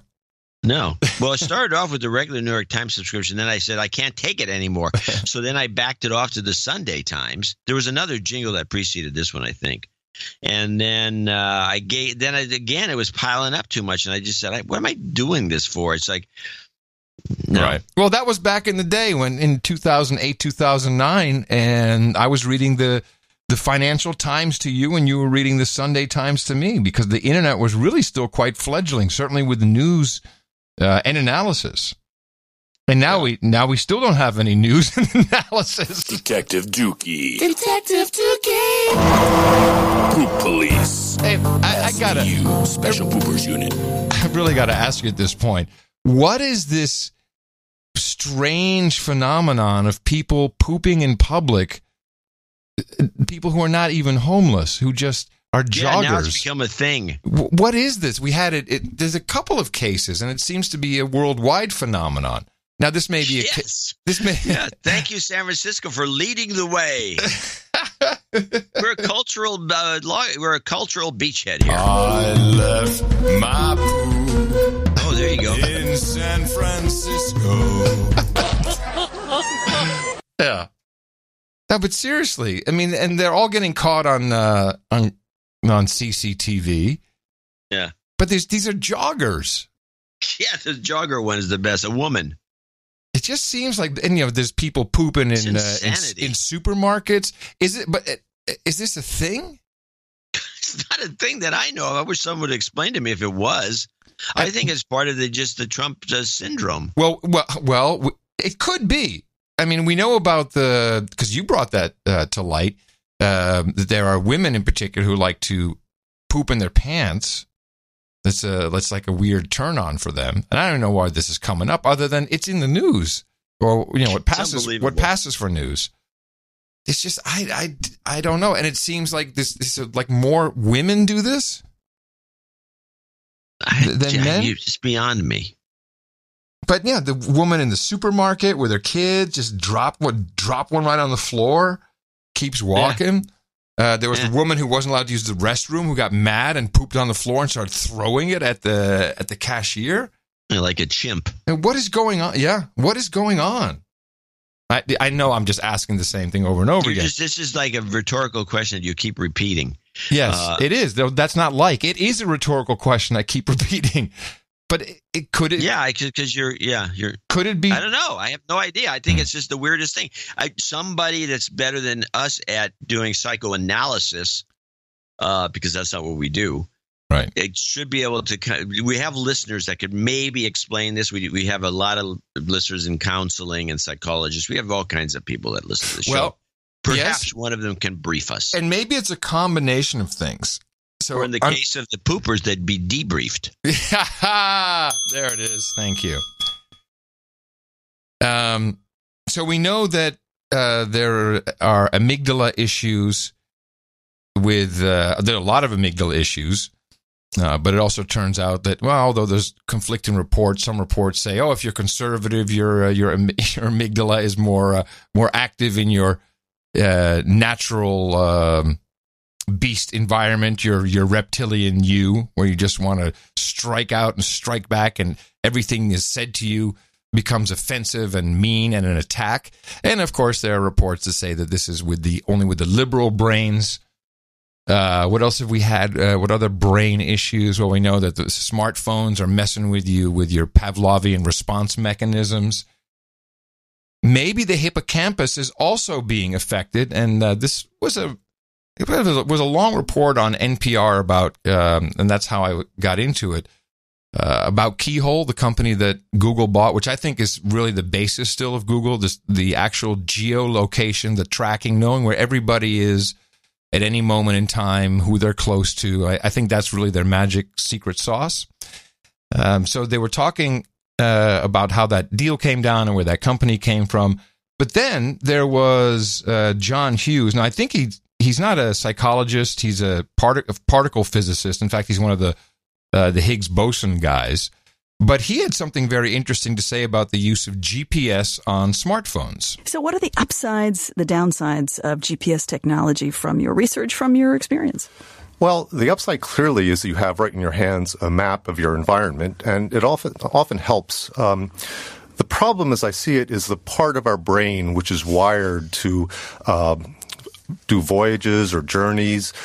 This kind of thing is something that doesn't get used. And there was a recent study in London of people that navigated through the London streets either using a GPS or using their native abilities. And this part of the brain was completely dark for people that used the GPS and was fully lit up by people who were navigating. The other aspect, which is fairly important and is interesting, is the same part of the brain called the hippocampus is responsible for declarative memory. That is to say, the memories that we use. If you call up the name of your favorite high school teacher, for example, that's a declarative memory. And it's also involved in how we plan for the future. So the idea that we just turn off this important part of our brain is a little scary to me. So you're saying with the GPS, we are essentially ignoring the real world cues that we've always used to get around as humans. We ignore our own internal homing devices, if you will. Yes, that seems to be correct, and it's borne out by a lot of studies by neuroscientists at this point. The other thing, if you think to what it's like using a GPS, you're getting a very narrow window on the world. You're just seeing what the next turn is, and you aren't getting this large picture view. And the way our brains operate is to have kind of a large picture view of the environment, as if we're on a magic carpet hovering over the environment. And we tend to lose this with GPS. Now, I don't think this is very healthy. Well, I have thoughts on this, too. Because I've noticed this, and I try to avoid using the GPS as much as I can. And what I've done is I've reverted back to the idea of printing out the directions. MapQuest, baby. MapQuest. They all do it, by the way. Bing does it. Yeah. Bing has a pretty good Bing's navigation is not bad. Google, of course, which I think has deteriorated over time to the point where it's almost unusable. Google keeps changing their vendors, I believe, but I can't find out because the press division of Google won't talk to anybody. So you ask them that question, you won't get an answer. But Google seems to be deteriorating, and they all have these different systems. But if you go back and you say, well, let's see, what is where is this place I want to go to? And then you look at the map of where it is, and then you look at the different streets and you try to memorize what those streets are, and then you use the map on your computer to see where you're going, and you jump in your car, and then you just go. And you don't use the navigation at all, and I think it's better because I was using the navigation. I was noticing I wasn't having as much fun because I'm California. California is a lot of us, not you, or a lot of people don't get this, and younger kids don't get it. I understand the fun of driving. But we used to drive and drive and drive. We'd drive to L.A. on the weekends. We'd drive to Mexico. We'd drive to Reno. Woo! Donkey show! We'd be driving every which way. The what's the name of the Blue Angel or whatever the name of the place was. We'd just do that. We'd be driving around, and then you'd cruise. You'd be cruising. They used to have these cruising things where thousands of kids were going up and down the street. So you got into that kind of thing, and you used a map to get around. And I noticed that when I was driving around using the GPS solely, which is handy in situations where you really don't care. You just want to get out of there. You want to get to the airport, or you want to get it, you're in some funky town somewhere and you want to get out of there. You don't care about having fun driving. You don't give a shit. In normal, I see people, they're going to go to the Safeway and they got the GPS up. So this research is very interesting. They, I think it was mentioned in the clip about the University of London researchers. The London taxi drivers, they may have changed recently, if I recall, but they had to have the knowledge. They had to be able to know every route in London. Yeah. And the research showed that London cab drivers who spent 3 years learning their way around London by spatial methods, which is, you see the guys, if you've ever been in London, the guys on their little scooters with a map mounted right in front of them. Part of their hippocampus is larger than the control group of non-cab drivers. But most importantly, and I'm very happy to hear you say this, because the other day we were talking about OTG phones, and you said, I need to have navigation. And so I'm glad that you're not overusing it. fMRI scans were taken of older adults who were GPS and non-GPS users. The subjects accustomed to navigating by spatial means were found to have higher activity and a greater volume of gray matter in the hippocampus than those used to relying on GPS. These adults also did better on the standardized test in the diagnosis of mild cognitive impairment, which often precedes the onset of Alzheimer's. Yeah. Well, this is, who's this? Neuroscientist Véronique Bobo of McGill University in Montreal, Canada, said the results of the study suggest using spatial memory regularly may improve the function of the hippocampus and would help ward off cognitive impairments as we age, but suggested it is wise to restrict GPS use to an aid in finding the way to a new destination, but to turn it off on the way back or when going somewhere that is not new. Building cognitive maps takes time and effort, but with the hippocampus, it may be a case of use it or lose it. And Bobo says she does have fears that reducing the use of spatial navigation strategies may lead to earlier onset of Alzheimer's or dementia. Yeah, I find that just to be a specious argument. It makes no sense because based on what these diseases are. But I will say that if the hippocampus, whatever it's called, hippocampus, is affected adversely because of using GPS. I don't know, how much GPS do you have to use for it to become, I mean, you're driving all the time and using GPS all the time, I guess on garage sales or something like that where you hey, we got some garage sales, gotta bring the smartphone. You plug them all into the smartphone and then you go driving through the hills from place to place to place.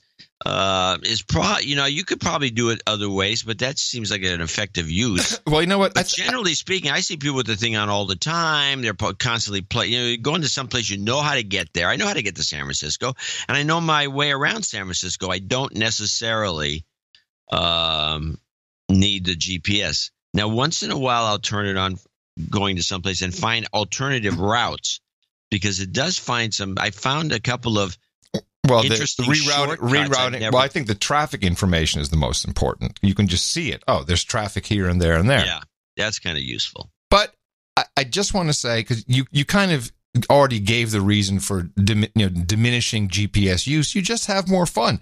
Just like I've been carrying around this Kyocera flip phone, and it does everything I need it to do. I've actually found that almost every service has a web browser version that works, including Instagram, including even Uber. You can still, it's not, they can't find you. You can't automatically find where you are, which is kind of what you want. But most of these services still have, perfectly working web interfaces, and you just cut out all the tracking stuff so they know what you're doing. Screw that. And so since I've gotten rid of that, I'm having fun watching idiots on their phones all day. Same in traffic. I mean, you can, if you're not, you have time to focus, you're looking out the window because you do have to see where you're going and not looking at the screen. And I'm horrible at directions. I'm the first one to admit I'm really lost if I don't have some extra indication. But it's much more fun to watch the moronic other drivers. And it's probably safer. Well, I'll tell you a couple of disadvantages, too. I used to develop my own shortcuts. I live in the Bay Area. I know how to get around. And so there was this shortcut that I've been using for probably 10 years. I was always thinking of maybe putting it on YouTube. And it's a way to get on the Bay Bridge. It's kind of an awkward way, but it works like a champ. It bypasses everything. And next thing you know, you're on the bridge. So I take it just recently. I take my shortcut. I've got Jay, I think, and somebody else in the car. And I go, the thing is backed up. And she says, yeah, Google has been using this shortcut of yours. Right. And I said, what? And so the Google has ruined my shortcut. I'm not very pleased about this. Yeah. And it's a shortcut for a reason. And here's a thought. I'm not a guy. GPS has changed lives in so many incredible ways. As an airman, GPS is incredibly important. But there's no reason to have the two-way thing going on. So just buy a TomTom. What do they cost these days? What's a TomTom cost? Like $60, $70? Yeah, just get a portable unit and just use it. That'll be fine. They're actually somewhat better. They probably are. TomTom and Magellan. I had it with Magellan for a while. They're in some ways they're better because they really they've been working on it, and they keep improving it. With Google, for example, it's never better because they keep going from one vendor to another, and the vendor is like sometimes a startup. Whether they can get cheap, it's almost like the best price kind of model. And so it's always like sketchy. It doesn't always work the same. I had one time I was in Los Angeles. I'm trying to get to the Burbank airport. I'm out in Venice, Malibu area. And so I decide, well, what route should I be taking back? Should I go down Sunset? Should I do this and should I do that? The thing keeps trying to route me to the 405. And I look at the 405. The 405 is stopped dead from probably somewhere in Nome, Alaska, all the way down to Ensenada. There's nothing moving there.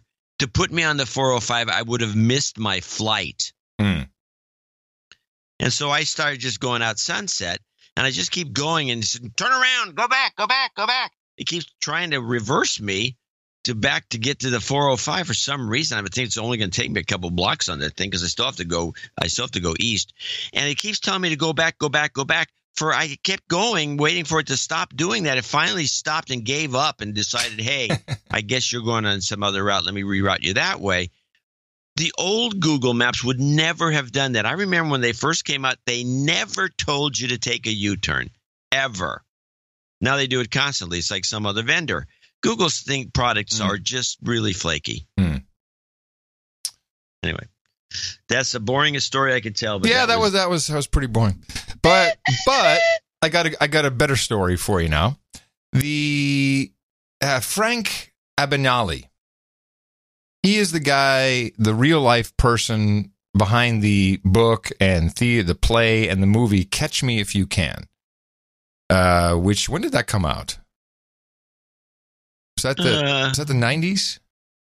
I'll look it up. Keep talking. Catch Me If You Can. Now, this was about a kid who at 16 ran away, and he traveled around the world posing mainly as an airline pilot, and he flew for free everywhere, and regulations. 2002. Okay, 2002. Flew around the world. Then he posed as a lawyer, I think a banker, all kinds of airline pilot. Well, that was the number one. Is what I said. Number one was airline pilot, but he was also cashing, tens of thousands of dollars worth of phony checks, and so eventually he caught up to him. He went to jail in France, then he went to jail, I think, in Spain, and then he was extradited, went to jail in the States. And instead of serving his full term, the FBI came over and said, you were pretty good at that deception. We'd like to hire you. And I think he worked for the FBI for 30 years after that, which, and he did a talk at Google, ironically. And, it was a very interesting chat about deception and how he did it. And it was a fun talk. But at the end, it's about 3 minutes, and he's now out of the agency, but he consults for the FBI and the CIA, mainly on technology. And there were two things that he said. One, that, I looked into it, and I'm like, I don't think this is going to happen. Sounds like bullcrap to me, but you don't know. And the second one was really just the capabilities that they have that we've discussed before, law enforcement, in this case, FBI. And I just thought it was fun to hear it from someone who apparently would know. Hold on a second. So this guy basically bullshitted his way around the world, and then bullshitted his way into the FBI. No, the FBI just came to him and said, sometimes these things work out that way. And then he became a dude named Ben. Yeah, that's pretty much it. So I always used to write to my class about... Oh, and a professor as well. I'm sorry. He gets to teach about it as well. What will we investigate Is this a great country or what? We know how to play. 5 years from now? What will an agent be doing 5 years from now? And unfortunately, there's good news and there's bad news. First of all, the good news, we will be doing away with passwords in the next 24 months. Passwords will leave the world. There will be no more passwords. There is a new technology called TruSona. That's TRUSONA, stands for Trupasana. It is a company in Scottsdale, Arizona that created a technology for the CIA, which we have used now for the last few years. That technology, and I was an advisor on that technology for the CIA, so I'm an advisor on bringing it to the commercial world. But it was the ability for an agent to send data back from the field, such as Afghanistan, on their iPhone, and that Langley would know 100% that is the agent on the other end to 100% identify the person on the other end of the device. That's a level 4 security. So they basically said, what if we brought this to level 2 security? And we did away with passwords. So immediately when they announced that, Microsoft gave them $10 million and said, I'm in, develop it. So Microsoft is going to use it on all their gaming, all their access to their computers, etc. We now have the ability to identify who the person is on the other end of that device. And when you go to their website at TruSona, they actually show you how it's done. So they show you demo videos there that are 3 or 4 minutes long that show you how it's done. So I think that's a good part. But I do believe that cyber, up until this... Okay.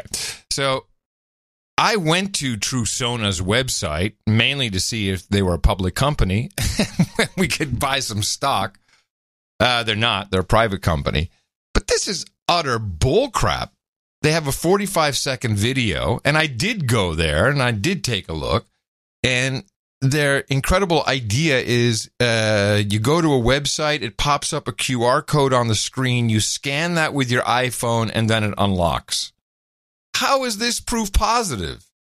I mean, you could be holding someone's severed head in an iPhone 10. Yup, authenticated. You could be pressing a dead, severed finger onto the Touch ID. I don't understand how this is foolproof and how passwords are going away. At all. It's completely ridiculous. Yeah. And I think he was just selling it to Google. That's why maybe he was there. I don't know what that was about. That was very strange. So, unless there's something special they have on, there's something special they have on the iPhone or some specialized app, which they did not show, just sounds like bullcrap to me. And I like my passwords. I like having something locked in my head that people can't get to. And passwords aren't going away in 24 months. This guy's full of shit. Totally. But listen to what he had to say. And although he doesn't mention it, I believe this timeline of 5 years that he'll mention has to do with the implementation of 5G cellular technology. This point in time has been used for financial crimes or gathering data and information which is of value. What's going to happen is we're going to see cyber very quickly now turn very black. So we have the ability, as you know, to basically shut someone's pacemaker off, but we have to be within 35 feet of them. We test these devices at Quantico all the time. So as long as I walk up within 35 feet of you, I take control of any bodily device you have on you. So if I want to assassinate you, I want to speed it up, take it down, I can do that. I like to speed it up or take it down. I hadn't considered that, taking control of someone's pacemaker. You're up there doing a speech at the lectern. Yeah, I wonder about some of these assertions. But I believe that in 5 years, you'll be able to do that from 5,000 miles away. We have the ability now that we test that we can chase a car down the interstate. We got to get up within 35 feet of the vehicle. We take over the vehicle. We shut the motor off. We lock the person in the car. We lock the power windows so they can't open them. We can turn on their airbag. Again, 5 years from now, you'd be able to do that 5,000 miles away. Now, this, I think, is plausible. I would right here. I want to pause and do one of the no agenda tips, because if what he says is true, which is possible with some of the newer cars, you can't do it with my 25-year-old Lexus. No, God no. We have to take you out the old-fashioned way with 50 cal. Yeah, something like that. But you would have, everyone should have one of these. I noticed this. Mimi's got one in the one of the vans we have, and it's sitting there. And I was just, what do you got this for? She says, well, you never know. I can't wait to hear what this is. This death-defying, law enforcement defeating device. Well, in this case, it's one of those little hammers with a little point that's got a diamond head on it, and you pop window it against any window, and it shatters it into a million pieces. Yes, and you can also cut your seatbelt with the handle. I believe so. Yeah, it's a little emergency thing. It's supposed to be if you land in the drink and you can't, all of a sudden your car's shorted, you can't lower your windows. So now, this being a no agenda tip, let me ask you a question. If law enforcement is after you, they lock your car, turn off the engine, lock the windows, deploy the airbag. Do you think it's a good idea to bash the window and run away from your vehicle? Do you think this is a good idea? I think these guys are talking about assassinations. Well, that's true. Yeah, I would say if it's from 3,000 miles away, nobody's chasing me. There's somebody playing a prank or they're trying to kill me or harass me. Maybe I want that little hammer. Maybe we need no agenda emergency hammers. They're available. Go buy one at the No agenda store. Branded. Yeah, branded. We've already decided not to start branding stuff. With a whistle on the other end. Well, you need and a light. So yes, our electrical grid used as a terrorist tool, the ability to shut down an entire system, shut down an entire banking system, those are all the things that unfortunately we'll be dealing with in the next 4 or 5 years as cyber starts to make that turn. And it's not like Professor Ted predicted that or anything. To the very black side of cyber, not just about stealing money, information, and data. Today what we have is we develop things, so we say to you, here's a device you put in your kitchen, and then you can talk to it to tell you, ask what the weather is, what's on TV tonight, all of that. I could easily reverse that and listen to everything you say in your house. There are so many weaknesses in your home. Your security cameras are access points, your remote control on your TV, your Samsung television, your refrigerator that tells you how much milk is in it. My thing is, I really don't need my refrigerator to talk to my toaster. He's imagining that there's a house that uses these devices. Nobody does. Just listen to what he says, though. You stepped on him making your point. Yeah, well, you back it up. You can talk to it to tell you, ask what the weather is, what's on TV tonight, all of that. I could easily reverse that and listen to everything you say in your house. There are so many weaknesses in your home. Your security cameras are access points, your remote control on your TV, your Samsung television, your refrigerator that tells you how much milk is in it. My thing is, I really don't need my refrigerator to talk to my toaster. They've gotten along for a long time without ever having a conversation. But what happens is we develop something, we get real excited about, we gotta get this to the marketplace. And sure enough, we never look at the negative side. All I try to say to a technology company, yeah, this is great. Now, can you take a little time to just say, how would someone use this technology in a negative, self-serving way so that we build the block to that before we ever give it to the public to use it? We'd save a lot of problems. So it's kind of interesting. I think on one hand, he's advocating for all, shepherding in passwordless, seamless technology. On the other hand, he's clearly aware that 5G is going to give us all these capabilities. I think that's where he gets the refrigerator toaster thing, which, they do exist, John, these Internet of Things. There are toasters that you have to click OK for the EULA the first time you turn it on in order to use it. Do you know anyone who has one of these toasters? On Twitter, yeah, but not personally, no. The toaster is a bad example because what really happened is people started using their talking tubes to control their music system and lights. That's pretty and thermostat. That's pretty much it. The smart home is done. But all of those are horrible spy devices, no doubt. I don't think that we've beaten this to death enough. That this guy is really not giving us any new information. I would say I thought that he was going to talk about the dangers of 5G as a technology in general. The frequencies of 5G, the fact that you have to have those things everywhere. I'm reading that firefighters, the firefighter union has blocked firehouses from having 5G sites on them because they did some tests and firefighters were feeling down, woozy, and they had headaches. It's going to cause tinnitus.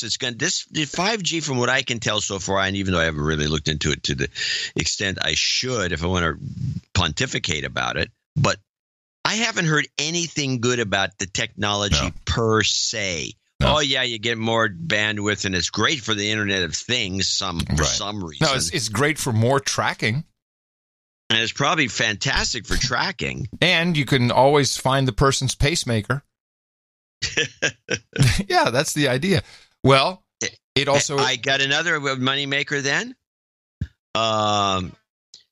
There's this cloth, Faraday cloth, that you can use. You buy suits and shirts. Yeah, made out of this Faraday cloth. Just have what are you going to do for your head? Well, it's not the pacemaker's not going to. I mean, you want to protect the pacemaker. Oh yeah, okay, yes, all right. No, for your head, you're gonna have to wear aluminum foil. That's pretty obvious. So you wear the Faraday suit with the tinfoil wrap. Yeah, tinfoil hat. Great. And then you have your little no agenda hammer. On one hand, if you slap Just it down, in case. it goes. Stop the hammering! And if you blow on the whistle, I mean, we got some great products lined up for the fall season. Mm-hmm. Just like Nutrisystem, who have done exactly what you'd expect them to do. Well, I don't even want to give it away. I'll just play this commercial. Can your DNA help you lose weight? Introducing the all-new DNA Body Blueprint from Nutrisystem. For a limited time, save 50%. Discover how your metabolism affects your weight loss and what to do about it. For me, bread is on the menu. Nutrisystem is America's only food delivery service with 45 years of safe and effective weight loss results. And your favorite foods made healthier delivered to your door.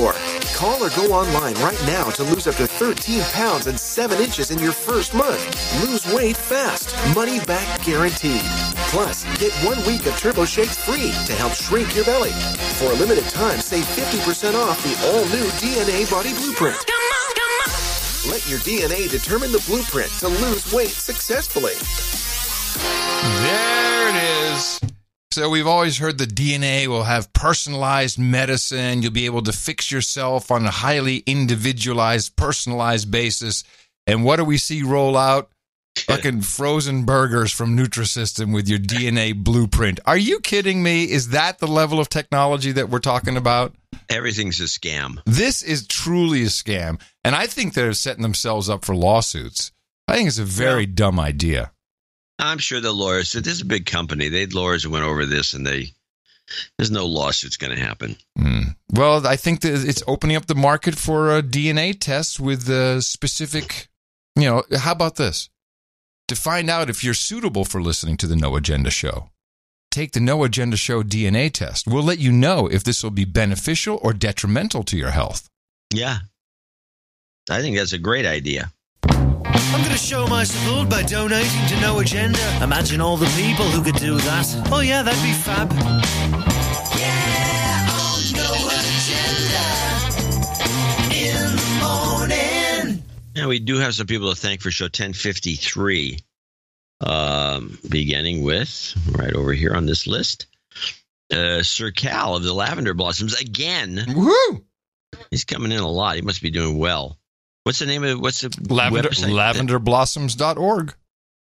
.org. And he needs some rain. $61.80. He says, your show is golding. I'm blowing the joke right there. Yep. Your show is golden, just like Phi. 1 point, or pi. It's 1.618, whatever. Blah, blah. It says Phi. Anyway, I need some rain, please. We shook the stick. We shook it earlier. And we can't shake it again. We can't. No, it's too dangerous at this point.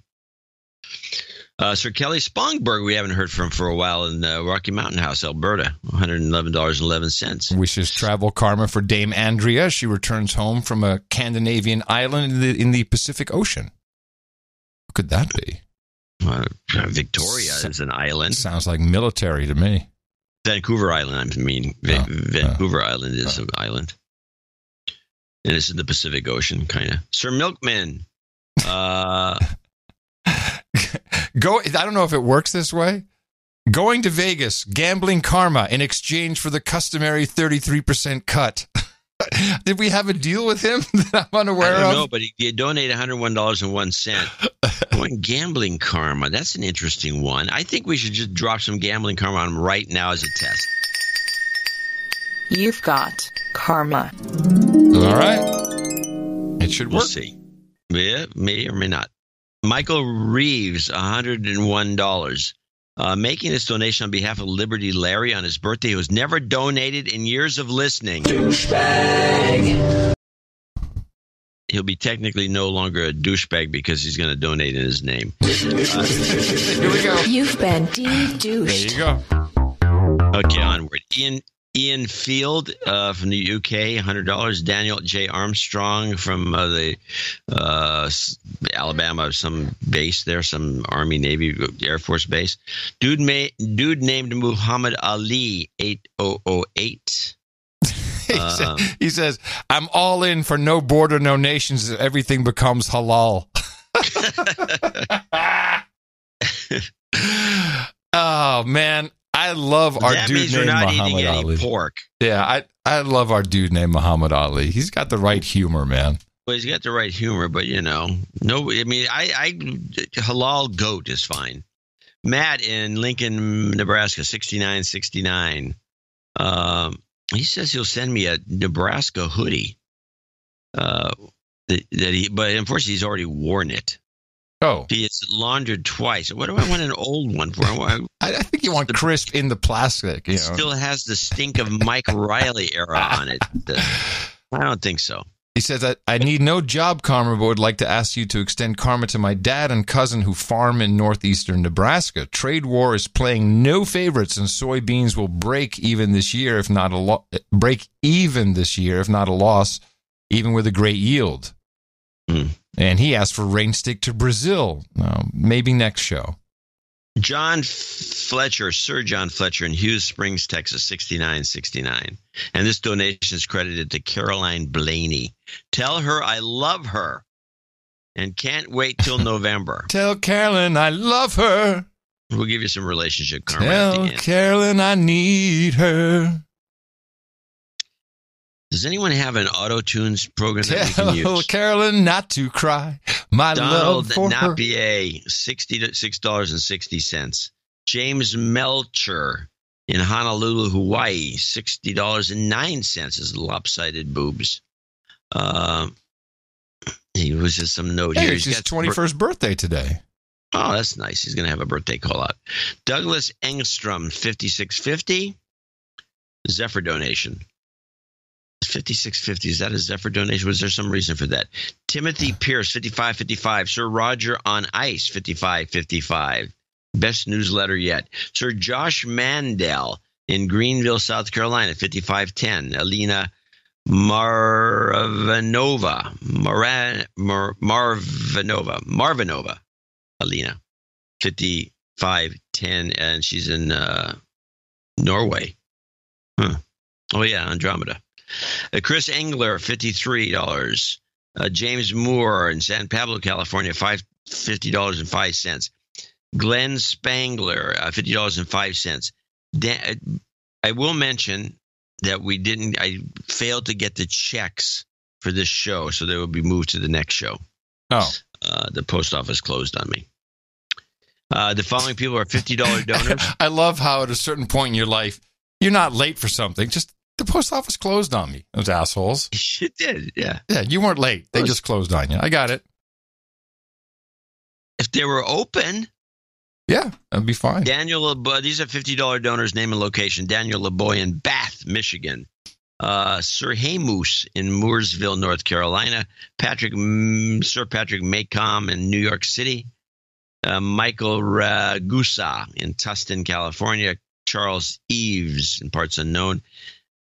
Kevin McLean in Port St. Lucie, Florida. And last but not least, Lorraine Converse in West Lynn, Oregon. I want to thank all these folks for helping us here. For episode 1053. Yeah, I'm trying to think. There's probably somebody I should have anonymized. Well, I've got it. Then we're okay. Let me see. We had a make good. Or let me see who this is for. Sir GQ, Baron of Maryland. We always like to help our peerage out. You two have been consistently outdoing yourselves with each show. Keep it up. The universe needs its best podcast. Please apply. Oh, yes, this was the Dvorak Get Out of My Vag karma. And we couldn't find the clip. Apparently you did say it. Get out of my vagina. Yeah, it was a list from somebody requesting karma. I know. They basically did. It was a ruse. It was a ruse. You never said it, but then they recorded us talking about it, and now we just played it. It was a great ruse. Yeah. Well done. Well done. See, do we have anything else? Yes, F cancer for Void Zero's mother-in-law, stage 4 lung cancer. Well, that sucks. That's the pits. So, and jobs karma for people who asked for it. So here it comes. Jobs, jobs, jobs, and jobs. Let's vote for jobs. You've got karma.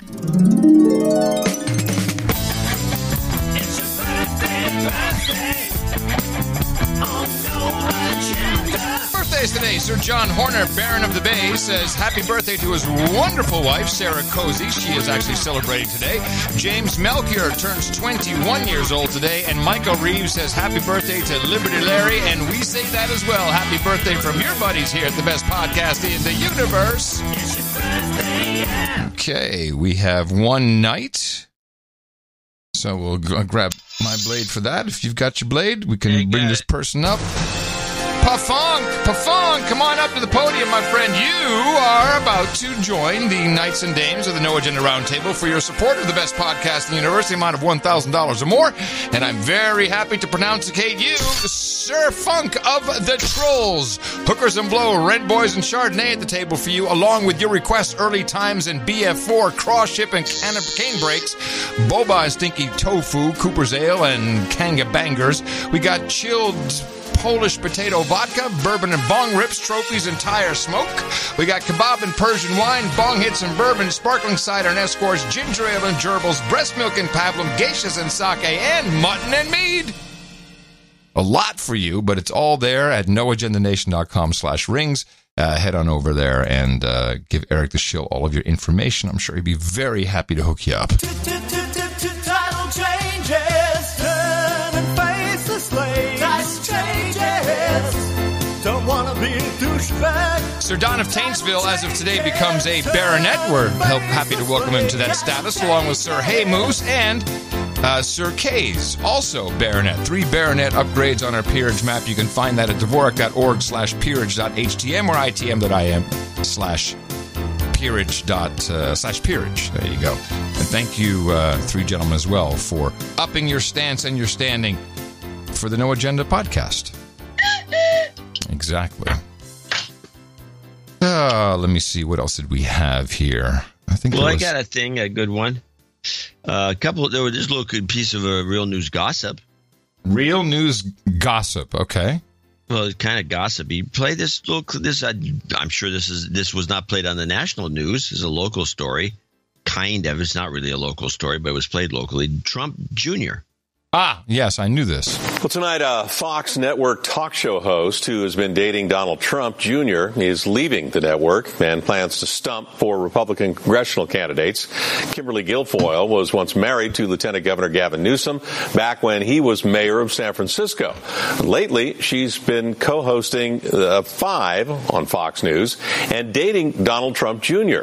after he separated from his wife. According to CNN, Guilfoyle is likely to join a nonprofit called America First Policies, which supports the president. Yeah, I've been... There goes the legs. Yeah, no more legs on the TVs. Yeah, she was all legs. I mean, she was just there for legs, showing off her legs. Well, I like Kimberly. I like it. I think she's interesting. She's definitely interesting to watch. She good balance with Gutfeld on that show when I see it. But, you know, I was looking at Donald Trump Jr. He's got 4 kids. They're all under 8, I think, under 8 years old. Yeah, it's going to be it's a tough relationship. Well, kind of nightmarish. Yeah. Well, it's not as though they haven't got the money to hire 10 nannies. No, you understand what I'm saying. It's not about the nannies. It's just, there's a lot. He comes with a lot of baggage. Does she have kids? She doesn't have any kids, does she? I have no idea. I don't think so. Well, I hope it works out for him. I don't think it's a very smart career move. Well, you know, maybe she fell in love with the guy. Well, sure, but you don't have to be a charming character. You don't have to. You have no idea. You have to leave your gig. Yeah, I know it doesn't. I don't. Yeah, I'm as baffled as you are, but it's just like, who knows? Yeah. There may be more to this story. We're not ever given any kind of real information, so who knows? I do have the kind of a. She could be MK Ultra. Could be. I have a good little backstory on the plastic straw ban, which kind of feeds into a clip you played on the last show. Back in 2015, a video went viral. It was shot by a marine biologist from Texas A&M University. It showed researchers trying to remove a plastic straw stuck up a sea turtle's nose. I don't want to pull it if it's like attached to a brainstem. Yeah, that's about exactly what I think. So it's a freaking straw up her freaking nostril. That's plastic. Freaking. Is that Australian millennials I hear there? That's what it sounds like. Freaking straw up and freaking nostril. I don't want to pull it if it's like attached to a brainstem. Yeah, that's about exactly what I think. So it's a freaking straw up her freaking nostril. That's plastic. How could that have possibly got lodged so firmly in the nostril? That video helped raise awareness about all the plastics harming marine life. And plastic straws became a prime target for elimination because, well, many of us don't really need them. So companies have started pledging to take them away, and some U.S. cities have already banned them, like Malibu and Miami Beach. But for some people with disabilities, straws are necessary. Sean Bickley is a disability rights advocate in Seattle. He says the invention of plastic straws in the mid-20th century dramatically improved the quality of life for some people, like those with poor control of muscles used to swallow. In some cases, Bickley says, they aspirated liquid into the lungs, developed pneumonia, and died. There are reusable straws options out there, but Bickley and others say they don't work for everyone. Metal straws are dangerous to people who bite down. They conduct heat and create burns. Paper straws also have problems. People who don't have muscular control will bite through paper straws, and that presents a choking hazard. Even biodegradable plastic isn't as flexible as real plastic. Bickley and other disability rights activists say that bans on plastic straws should offer exemptions for people with medical conditions, so restaurants would have plastic straws on hand for those who need them. In fact, Seattle wrote this kind of waiver into its ban on plastic straws, which went into effect this month.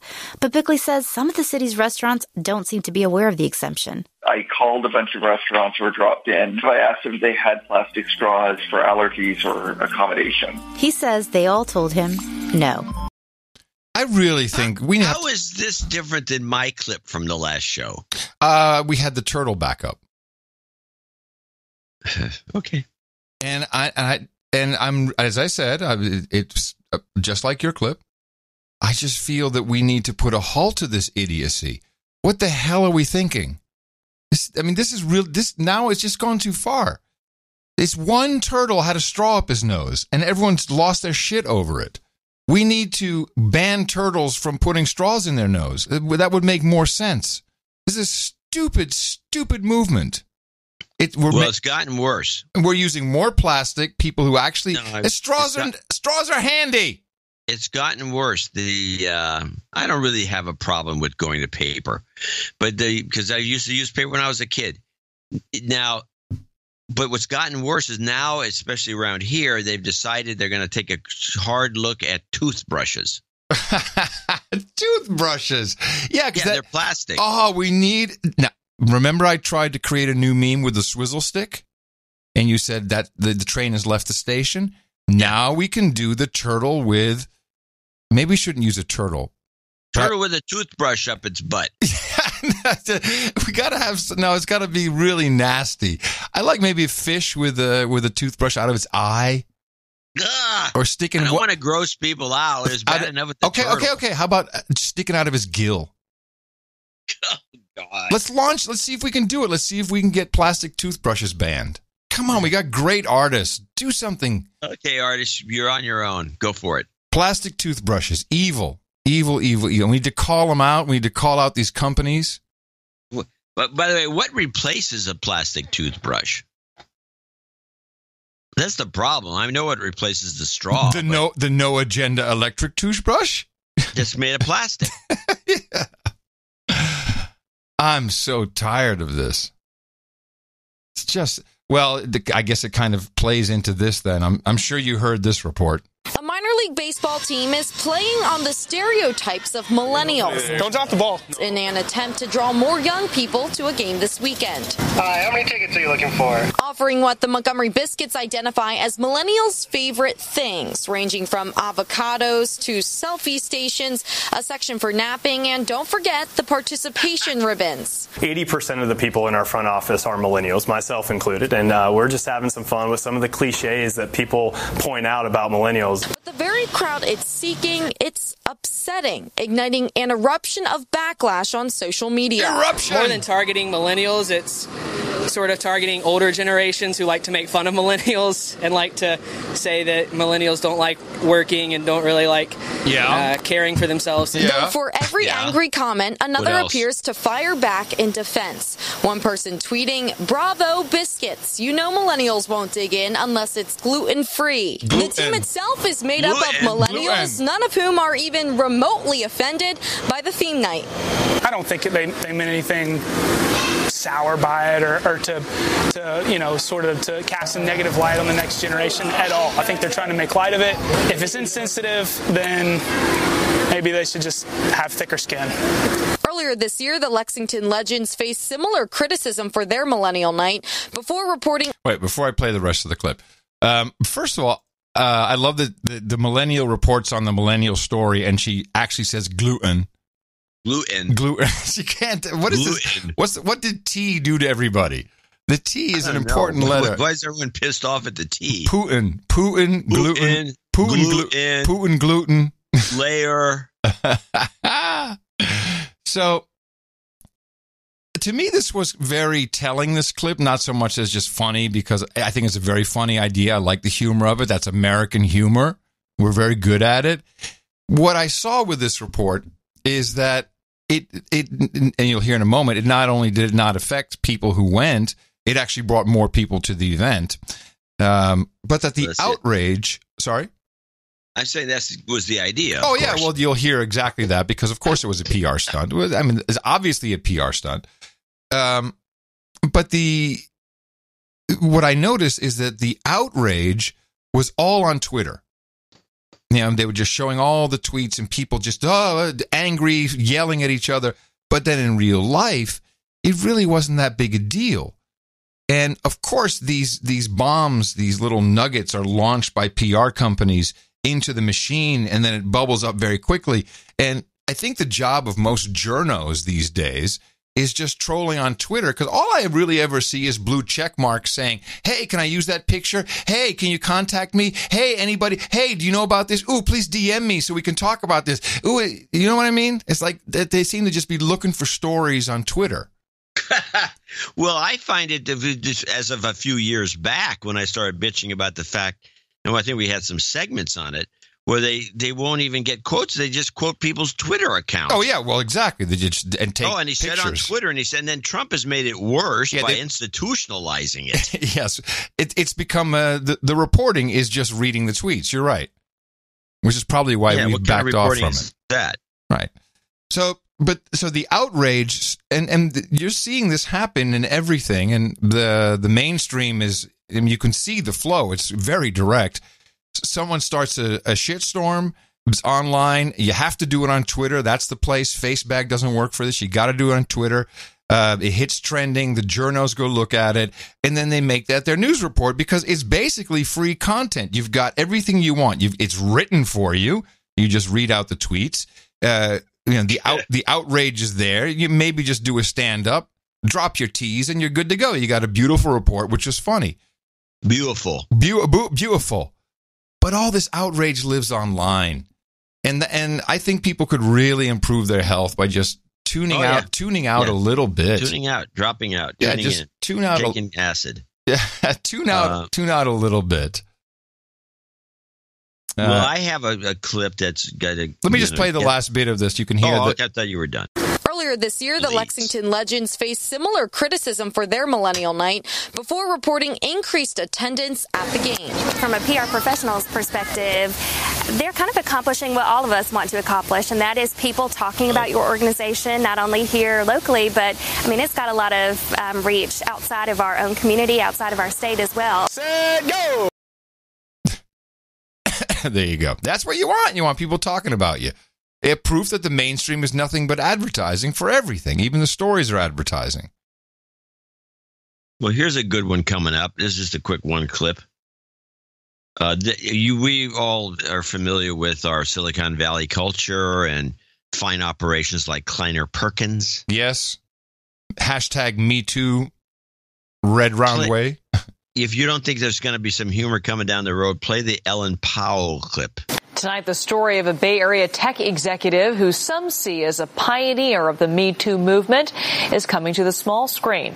Netflix and Shonda Rhimes have bought the rights to Ellen Powell's memoir. It tells the story of her failed gender discrimination suit against venture capital firm Kleiner Perkins back in 2012. The lawsuit put a spotlight on sexual misconduct in Silicon Valley. Oh, God. Don't you think this is going to be a laugh riot? I would have expected that to be one of the first Obama productions, honestly. That would have been perfect. Now, did you hear that clip? I keep hearing her saying Spencer Capital instead of venture capital. Oh, I'd have to listen to it again. The Facebook CEO. Oops. That's my clip. Hold on. Ellen Powell. Yeah, let me try it again. Tonight, the story of a Bay Area tech executive who some see as a pioneer of the Me Too movement is coming to the small screen. Netflix and Shonda Rhimes have bought the rights to Ellen Powell's memoir. It tells the story of her failed gender discrimination suit against venture capital firm Kleiner. It sounds more like Fencher. No, she's not pronouncing it correctly. She will be fired.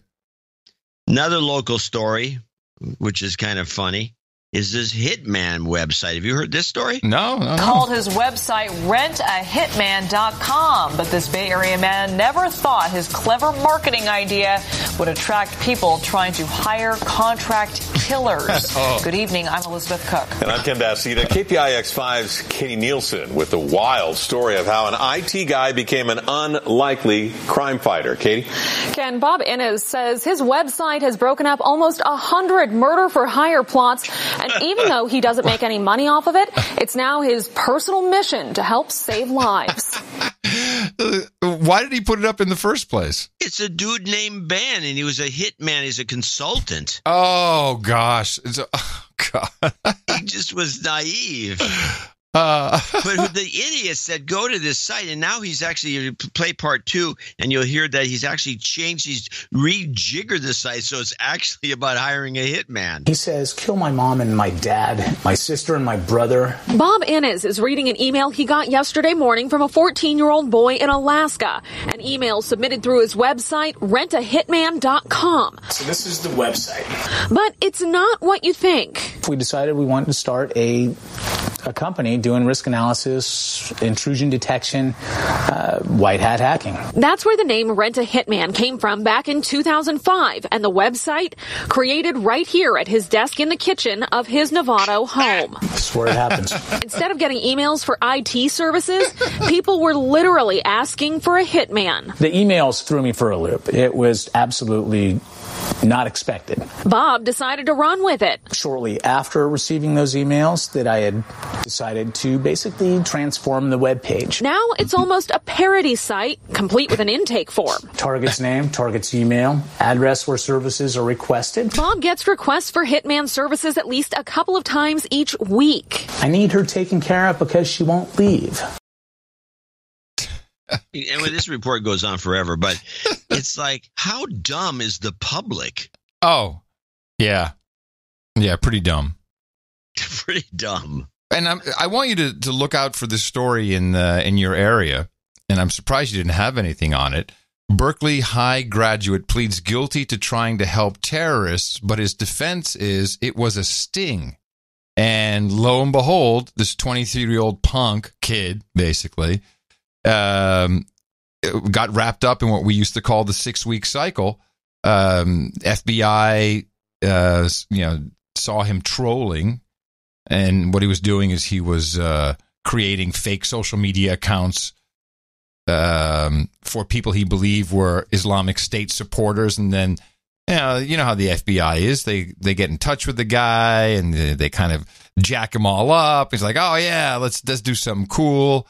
And then the prosecutors, he didn't want to do anything. He's like, I don't want to do anything right. And they said, no, come on, we're going to give you a credit card. We'll go buy the chemicals to blow something up. And so here's the statement from his lawyer. This is really a case about what the appropriate sentence should be. Here's a young guy who was immature, said some stupid things online. The FBI sent out their best people to try to get a sting operation going. So it'd be nice if someone could actually get that out in the open, because it's really, they're doing good. I mean, this is not it's law enforcement, but this is not how you go about dealing with this situation. You get a hold of this kid, you shake him up, and you say, listen, you moron, what the hell are you doing? Yeah. So I'm glad. They're using it to rack up their numbers. Another terrorist caught. That's right. Keep the budget going, boys. Everything's good. So we have another. Yes. No, I don't have that story, and I'm sorry I don't. I do have this one, though, about the vaxxers. There's you want to hear a little propaganda, like propaganda by our local news? Sure. Here's our vaxxer story. This morning, we're exploring a report from medical professionals who are calling attention to what they say is a dangerous increase in the number of parents who are using medical waivers to avoid vaccinating their children. Immunization rates have increased from 93 to now 95% since California adopted new child vaccination laws a couple of years ago. Those laws say that all children must be immunized before attending school. However, a new study finds the number of kindergartners in California with a vaccine exemption from a doctor has quadrupled since that law took effect. All right, our question of the day is this. Do you think children should be required to be vaccinated to attend public school? Right now, 89% of you say yes, 11% say no. A lot of comments out there on social media. Sal, what do you have? I have from Sequin. It says unvaccinated kids place other kids and adults at risk, not just at school, but in any public area. Others with chronic medical conditions are also unnecessarily placed at risk. Along those lines, Elijah tweeted me this, saying, you live in the Bay Area where medical science and technology thrives. Why is this even a question? Furthermore, those they don't think children should be vaccinated need to take an intro science course as to why vaccinations are important. And Chris also chimed in saying, of course, and it's not just our kids either. It's all the kids. It's just common sense to me. Thank you for all your responses. You can reach us on Twitter about anything. Just make sure to use that hashtag.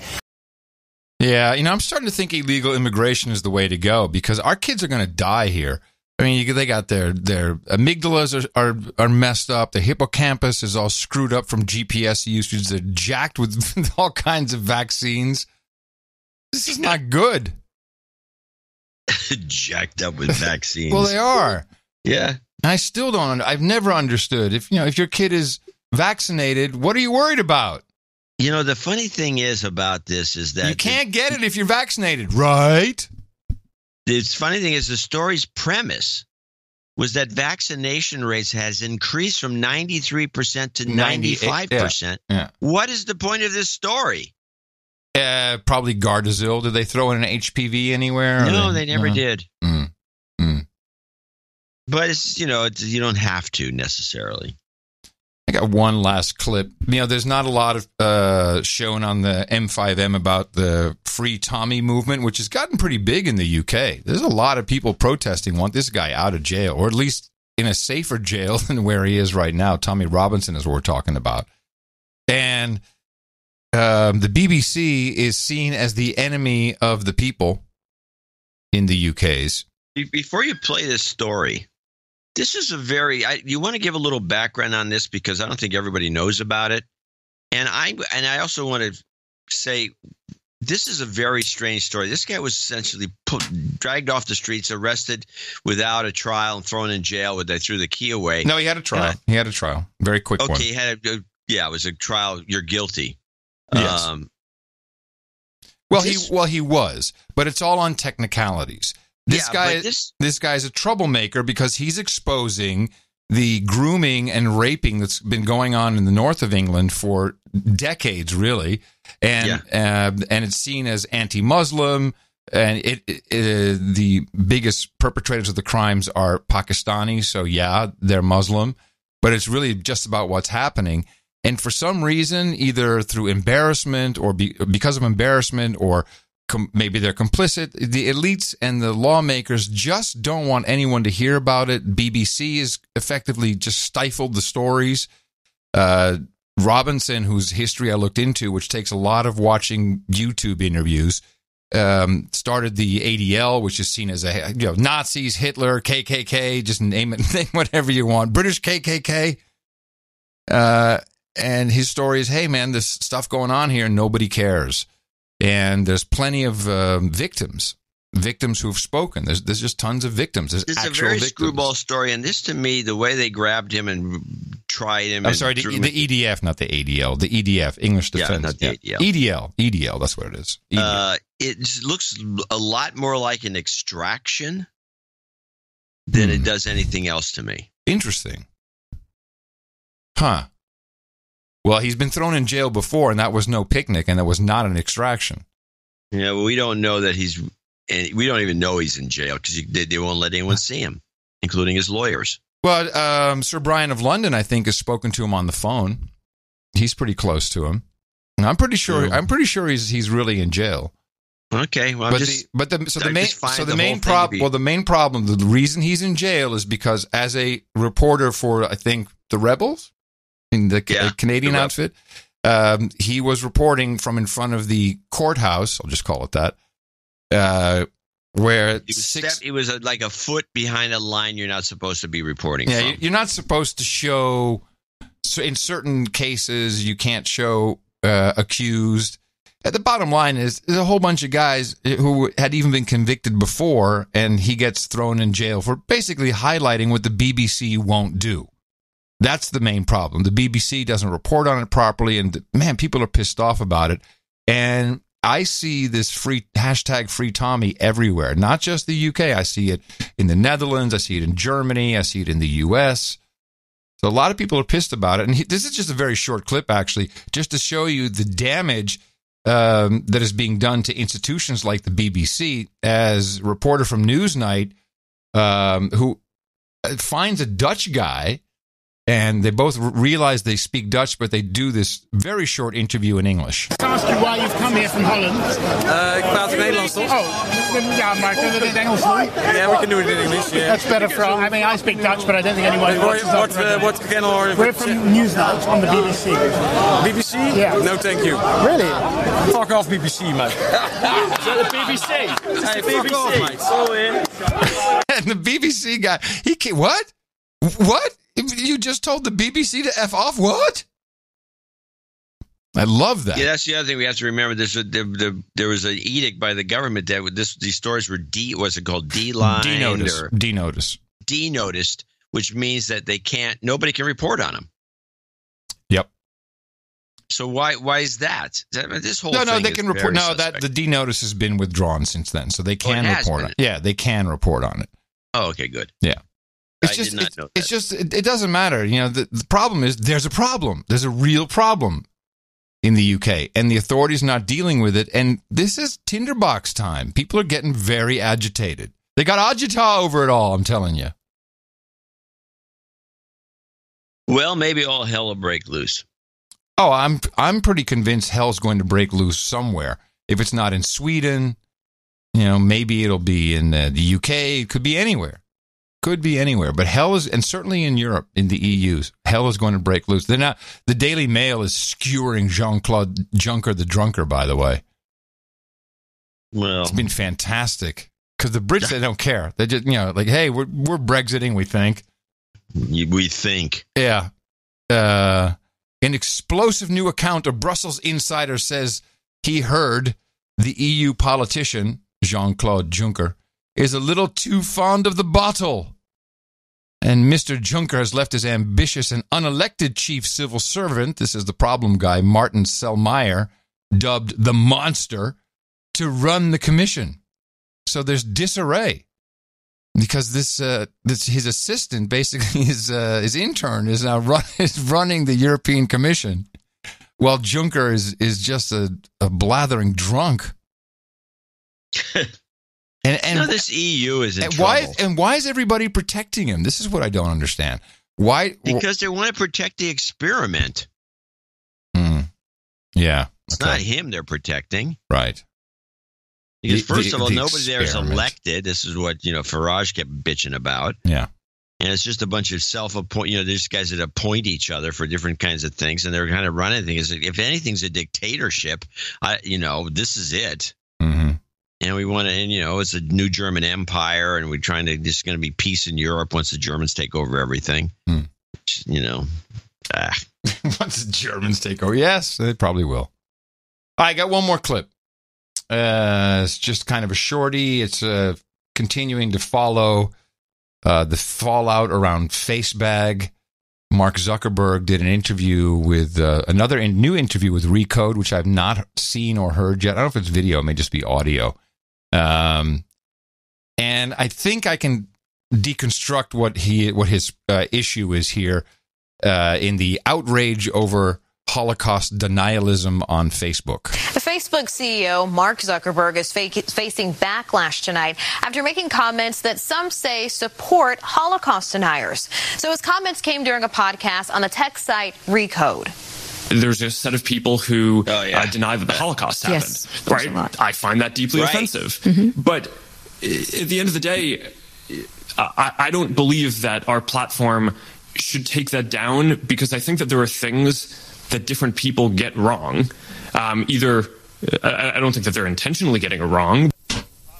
Well, the social media site founder says the material should stay on Facebook as long as the posts don't call for harm or violence. The interview immediately caused an uproar.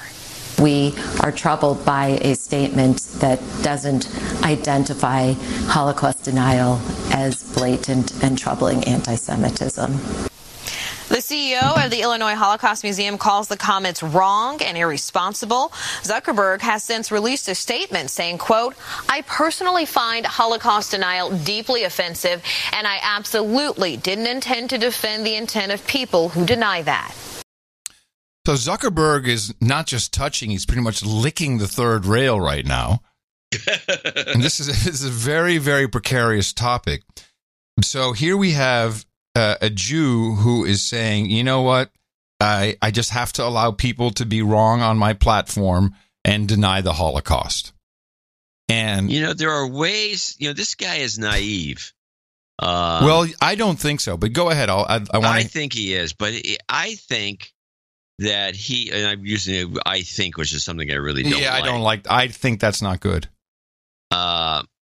But it appears as if, I think, again, he's naive. Would you like me to pay attention to this now for you? Yeah, I think that's a good idea. Okay. But you sound like a bad tech show when you do that. He's naive. Yes. He's totally naive, and he couldn't figure a way around. You could get out of these kinds of questions. First of all, you can circumvent that's not the question you should be asking me. You should ask him, and you could. There's a million ways we discuss them on the show. He's inexperienced, but all these tricks. Let me tell you what I think is going on, and then you tell me how he should have answered. I think what he sees going on. Damn it! My analysis of the situation is that Zuckerberg, and this harkens back to the previous clip I played about the outrage being online. It is my belief that Zuckerberg knows the incredible activity he's getting is from a minority group, and that would be mainly left-leaning, left-thinking people. And that is less than half of what he has on his platform. And if he starts to kick people off with alternative thoughts about the Holocaust, he knows exactly where that's coming from. That is definitely from the extreme right, but also from the extreme left. He is afraid for his business. He knows that what will happen next, and we're getting on that cusp very quickly. Eventually, someone's going to say, you know what? Here is a Facebook which is only for people who think this way. Come on over here. And even if it wasn't half, even if it's only 30%, he doesn't need that aggro.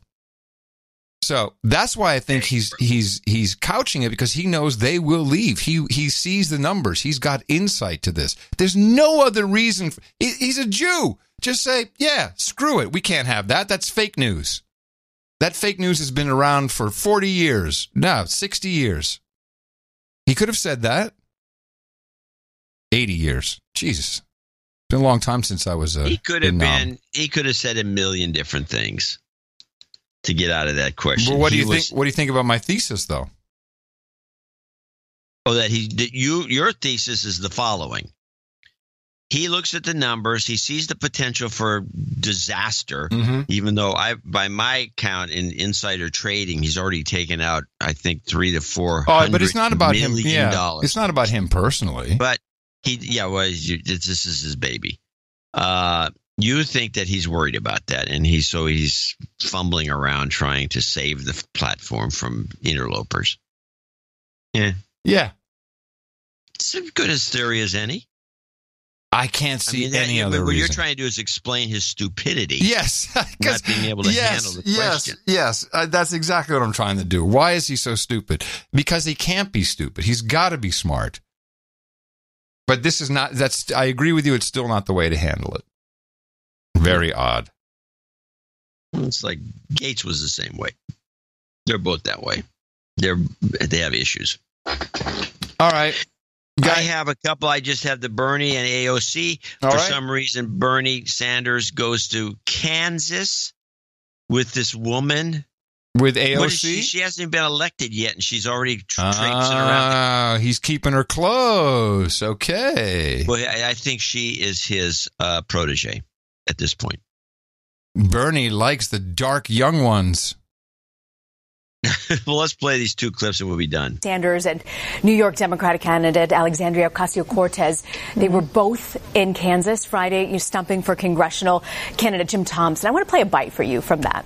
I am so proud of everyone who is here in this room today because you are carrying the candle of hope for this country. Wait, what did he say? You are too. Oh, that's nice. Candidate Jim Thompson. I want to play a bite for you from that. I am so proud of everyone who is here in this room today because you are carrying the candle of hope for this country. You are too. Oh, sweet. We love you, AOC. Because back then, the people of Kansas were the tipping point for the future of this nation, and today they are again. And we say to Trump, instead of showing us your strength by tearing children from their families, where was your strength in standing up to Putin and Russia for undermining American democracy? Putin! Molly, how concerned are establishment Democrats about their position and the way they're positioned right now with the party, and then this rise of sort of these progressive Democrats that people weren't really watching in the lead up? Well, there's those quotes were so rich with reaction on all parts and how they're playing on Capitol Hill. In particular, Alexandria Ocasio-Cortez, she's not making a lot of friends in the Democratic Party on Capitol Hill. Democratic lawmakers who met with her and who are not very happy that, obviously that she defeated one of their own, essentially, Joe Crowley. But in addition to which, she's actively backing and endorsing more liberal candidates in Democratic primaries against sitting members of Congress, and that's sort of a no-no. And, when we were talking to several Democratic lawmakers, they said, well, when she gets to Capitol Hill, she'll realize that things are a little bit different if you don't have friends. I liked her and Bernie teaming up. I think that's very smart for both of them. Well, when they go on with this analysis, which is one of the overnight shows, they make it clear that Bernie had a bad time of it, and probably I started thinking about this. Probably some of the reasons that the DNC, which was really never discussed, kind of submarine Bernie's campaign is because the Democrats always hated Bernie. They just hate the guy. Yeah, he's not a team player. He runs as an independent. There's no reason to give him any support. His wardrobe sucks. There's a lot of things. Never combs his hair.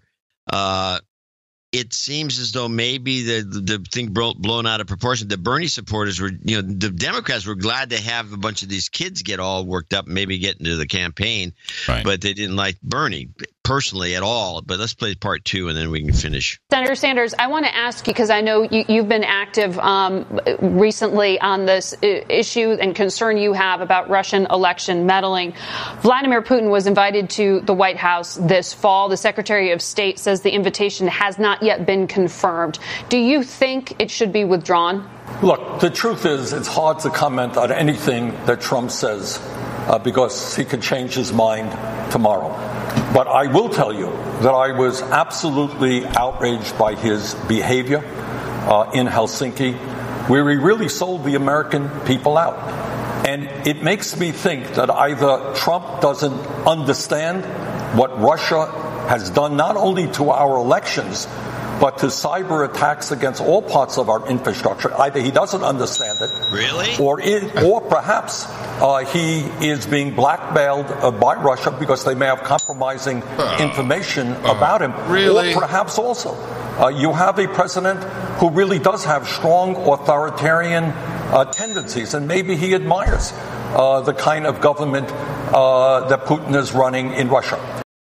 That's on today's Face the Nation. That'll be playing as we speak. It's checking off the old Trump boxes. And this is such a contrast to what we heard at the beginning of the show when I brought out the real lefties, who are not singing this song at all. This is Bernie just playing to the audience. So he's lost all his original thoughts, sadly, because he had some good thoughts. He had some thoughts that people turned on to. There's nothing original in anything he said, and now he's doing stumping with the AOC was another one. So he's pathetic. He's just latching a wagon on. That is very pathetic. And she can't be his vice presidential candidate or anything like that. That's impossible. Age-wise. I'm not, you don't know what's going on. Yeah. You had to be 35, don't you? Or more. I forgot what the age is. I think it's 35. It's not her age. I know she misses it. No, that's for sure. Look, all I know is my tip for the M5M is you better get on Bill. You get the HAG team out and get Bill out of the way so you can do 6 months of retrospective, because the Republicans are looking at George H. Walker Bush and saying, hey, we could have 6 weeks of retrospection. Oh, they're both trying to hold out the one who's going to die last. That's it. Who will die last? There you go. Mark my words. Someone's got to go before November. This is only discussed on the No Agenda show. And no one else would have the guts to bring this up. But we're happy to do it so you're prepared for the onslaught.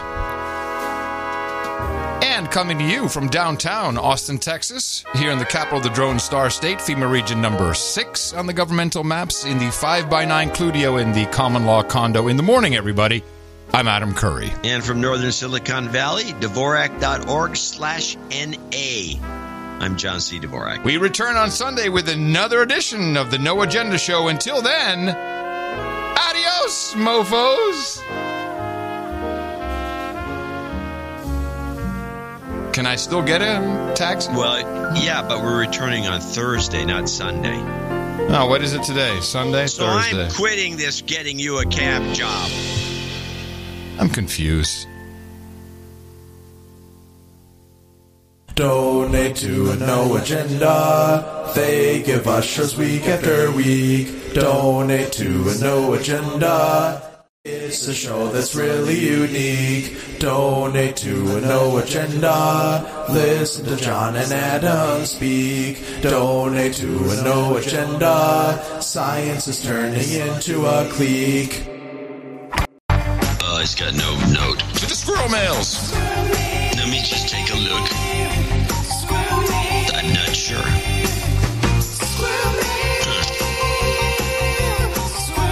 Oh, wait, stop. I put too many M's. Again, nothing. No.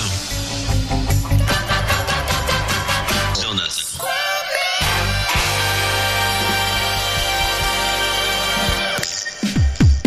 You live here? Yes. Well, maybe you know what a zombie is. When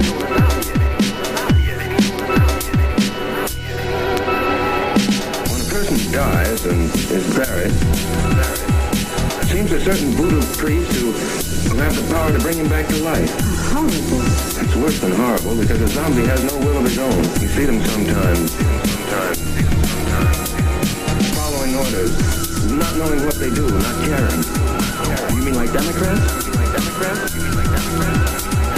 Walking around blindly with dead eyes. Like Democrats? It's worse than horrible because a zombie has no will of his own. Like Democrats? Zero collusion, and it has had a negative impact upon the relationship. It's ridiculous. It's ridiculous what's going on. This is utter nonsense. But isn't that natural? Isn't it natural to be sympathetic towards a person who is willing to restore the relationship with our country, who wants to work with us? I was saying to myself the other day, I said, Russia really helped us. I'm not pro-Russia, pro-anybody. I just want to have this country be safe. I don't want nuclear weapons. I don't see any reason why I wouldn't, or why it wouldn't be Russia. Thank you. Let's go. Make your way out. Racist, sexist, homophobic, xenophobic, Islamophobic, you name it. You name it. Racist, sexist, homophobic, xenophobic, racist, sexist, homophobic, xenophobic, racist, sexist, homophobic, xenophobic, xenophobic, xenophobic, xenophobic, xenophobic, you name it, you name it, you name it, you name it. Racist, sexist, homophobic, xenophobic, racist, sexist, homophobic, xenophobic, racist, sexist, homophobic, xenophobic, Islamophobic, Islamophobic, Islamophobic, Islamophobic, you name it, you name it, you name it, you name it. Racist. The best podcast in the universe. Mofo. Dvorak.org/NA.